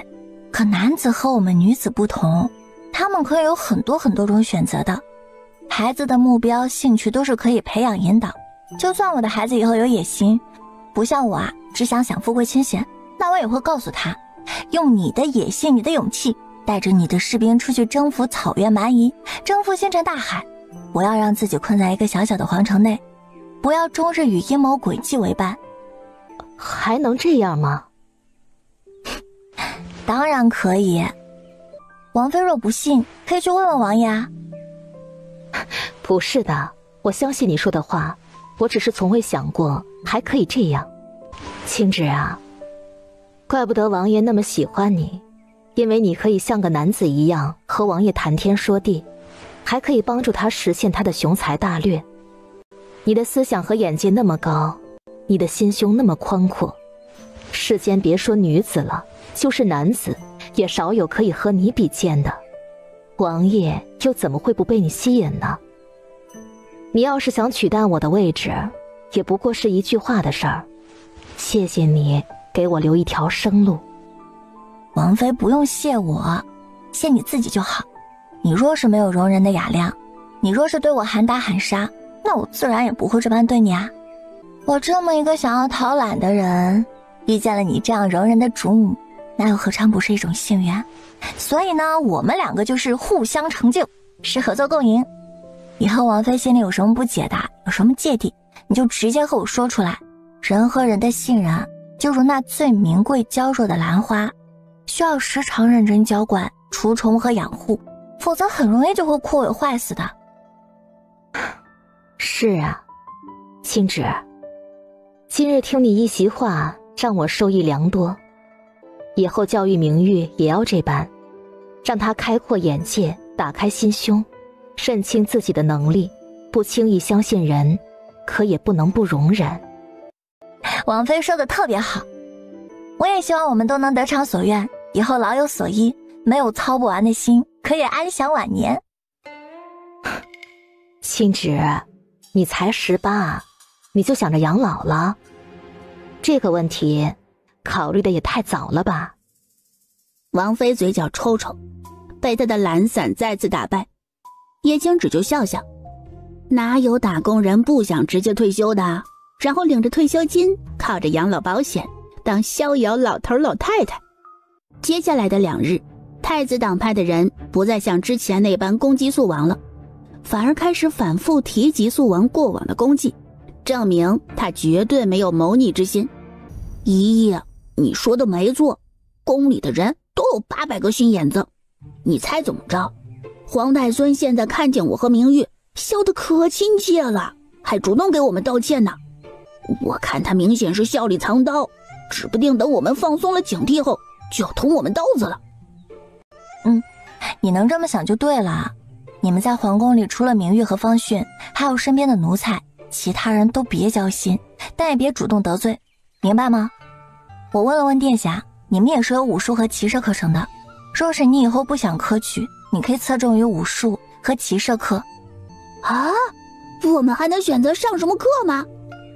为什么我不知道啊？没听老师说起这事儿啊。现在还不行，等殿下说服了皇上，对你们的课程和教育模式进行改革之后就可以。叶青芷笑着说，改革之后你们就有必修课，也有选修课。选修课呢，就是可以自己选择更感兴趣或者是更擅长的课程。哇，姨父好厉害呀，好给力呀！一会儿等姨父回来了，我要好好的拍拍姨父的马屁。说曹操到，景王从外面回来了，封念康立刻高兴地跑到他跟前，围着景王，一口一个姨父辛苦啦，一口一个姨父英明睿智，一口一个崇拜姨父敬仰姨父。叶青芷扶额，这画面该死的熟悉啊！父王，这捐赠一事，要不专门成立一个机构？捐赠礼物毕竟也是补给国库，就还是交给户部负责吧，就不另设机构了。皇上却是说，陈尚书心里正翻算的看热闹呢，突然听到皇上提到户部，要将此事交到他的手上，立刻精神一振，赶紧向皇上表态，会做好此事的。皇上满意的点点头，见没什么事儿，就结束了早朝。早朝散会后，景王看了一眼陈尚书还有太子，脸色难看的离开了大殿。这里面不会有什么坑吧？殿下，这差事办好了，确实是个好差事。皇上不让景王全权负责此事，也是要压一压景王的风头。殿下和老臣居家自省的这几个月，景王先是在大理寺大展拳脚，又负责了春闱一事，都没有出任何的差错。之前肃王一事还可能牵连了他，可现在肃王无事，景王若是再出彩，那就太压殿下了。皇上也要权衡的，不能让景王风头太盛了。这个景王之前怎么就没弄死他呢？殿下不要心急，你是皇后所出的嫡子，又被封为储君，只要你不犯大错，皇上就不可能废了你的太子之位。那景王再有能力又如何，威胁不了你的地位。你呀，只要耐心等一等，皇上毕竟老了。等到你登基那一天，什么景王肃王，还不是任由殿下拿捏呢。他这个太子女婿也就是个出身好了，和景王一比，能力差了一大截儿。自从景王横空出世后，陈尚书就觉得太子越来越难带了，自负自大，还不听劝，说太子不是他女婿，让他选择站位。呵呵，他也选择景王。接下来的1个月，叶青只参加各种宴会，吃席吃的人都麻了。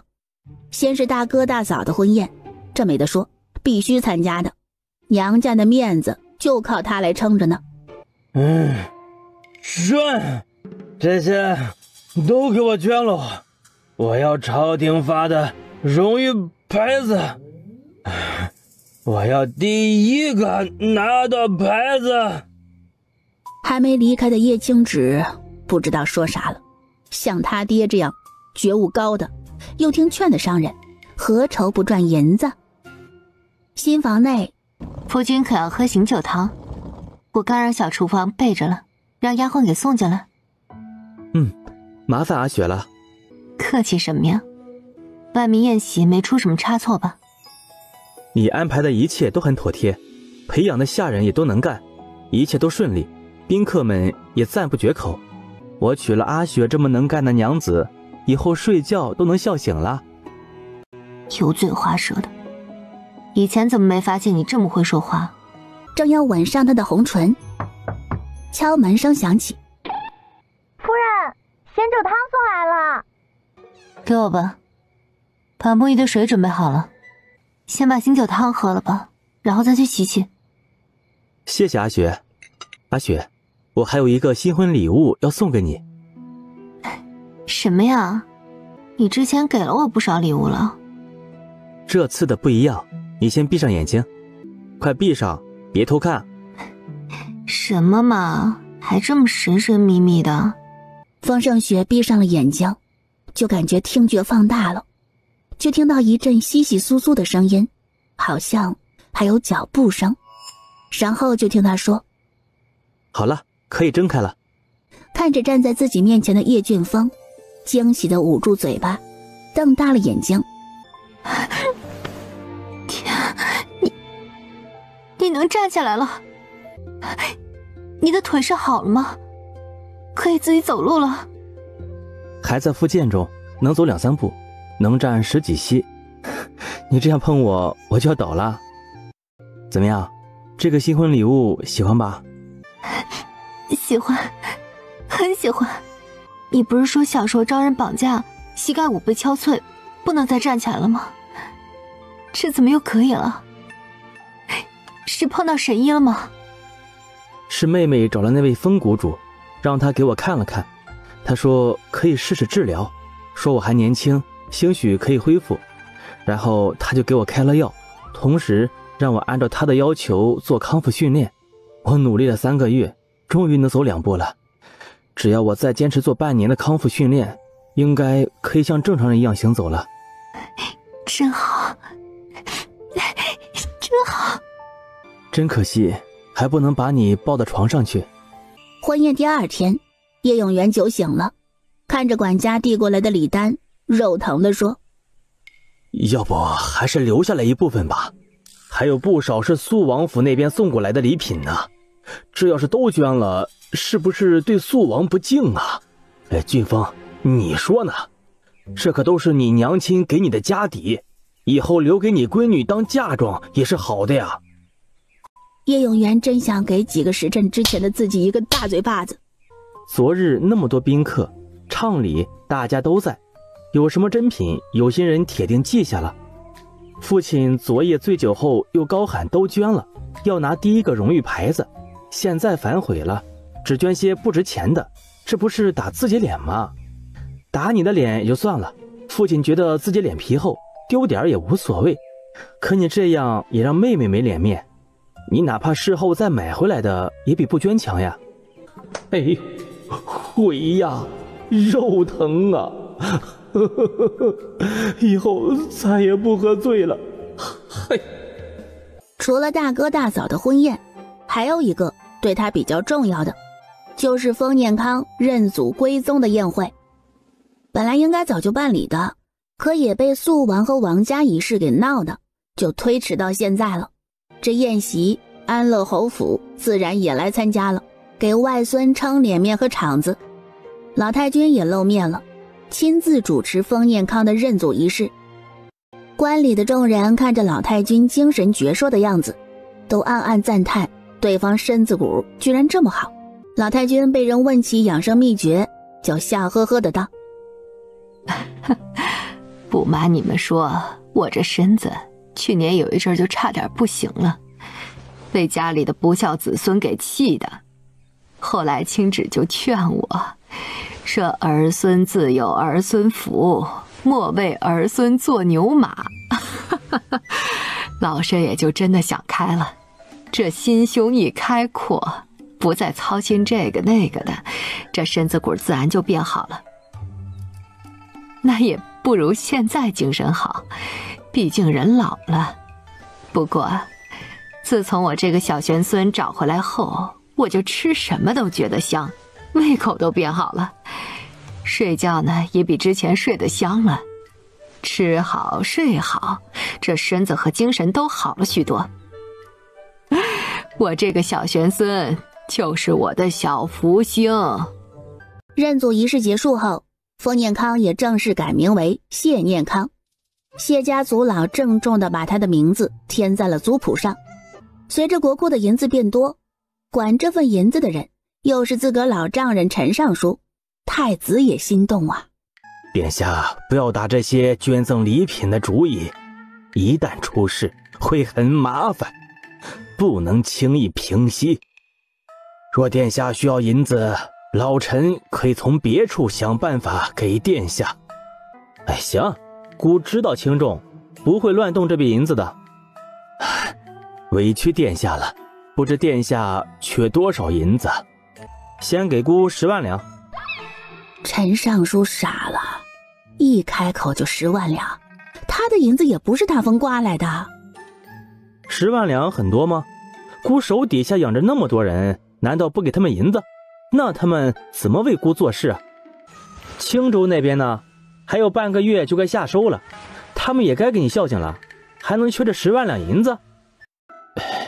殿下，青州今年也不比往年，还是要谨慎一些。景王的人已经把目光盯向了青州。哎，这也不行，那也不行，那你说怎么办？还请殿下息怒，老臣过几日把银子给殿下送来。殿试结束后，不少人想认识这位周书田周大人，因为很显然皇上会重用他。景王也想拉拢他，也在这人面前吃了闭门羹。你们说的周书田是来自抚州庆元县，40多岁了，脾气又臭又硬的那个吗？小康，你认识他？他现在是皇上钦点的榜眼，听说是个实干型人才，所以殿下想要拉拢他，可是被他给拒绝了。我认识啊，熟得很，姨父想拉拢周伯伯，交给我好了。景王咧了咧嘴，哼，这被追着喂软饭的感觉又来了。你以前和你爹爹在庆元县待过，怎么认识的这位周大人？你好好说说。3年前我和爹爹去了庆元县，当时周大人的妻子难产，差点1尸2命，是爹爹救下了他的妻儿，然后我们就在周大人的家里住了半年之久，就和周伯伯很熟悉了。这周大人不是都40多岁了吗？他有几个儿女啊？妻子3年前生产，那应该也是高龄产妇了，难怪属危险。周伯伯和周伯母之前就有一个女儿，然后多年无子，周伯伯也一直没纳妾，没想到周伯母几年前怀上了。周伯母年纪小一些，听爹爹说是35怀上的，又盼着能生下男孩继承香火，不管多难都要生啊。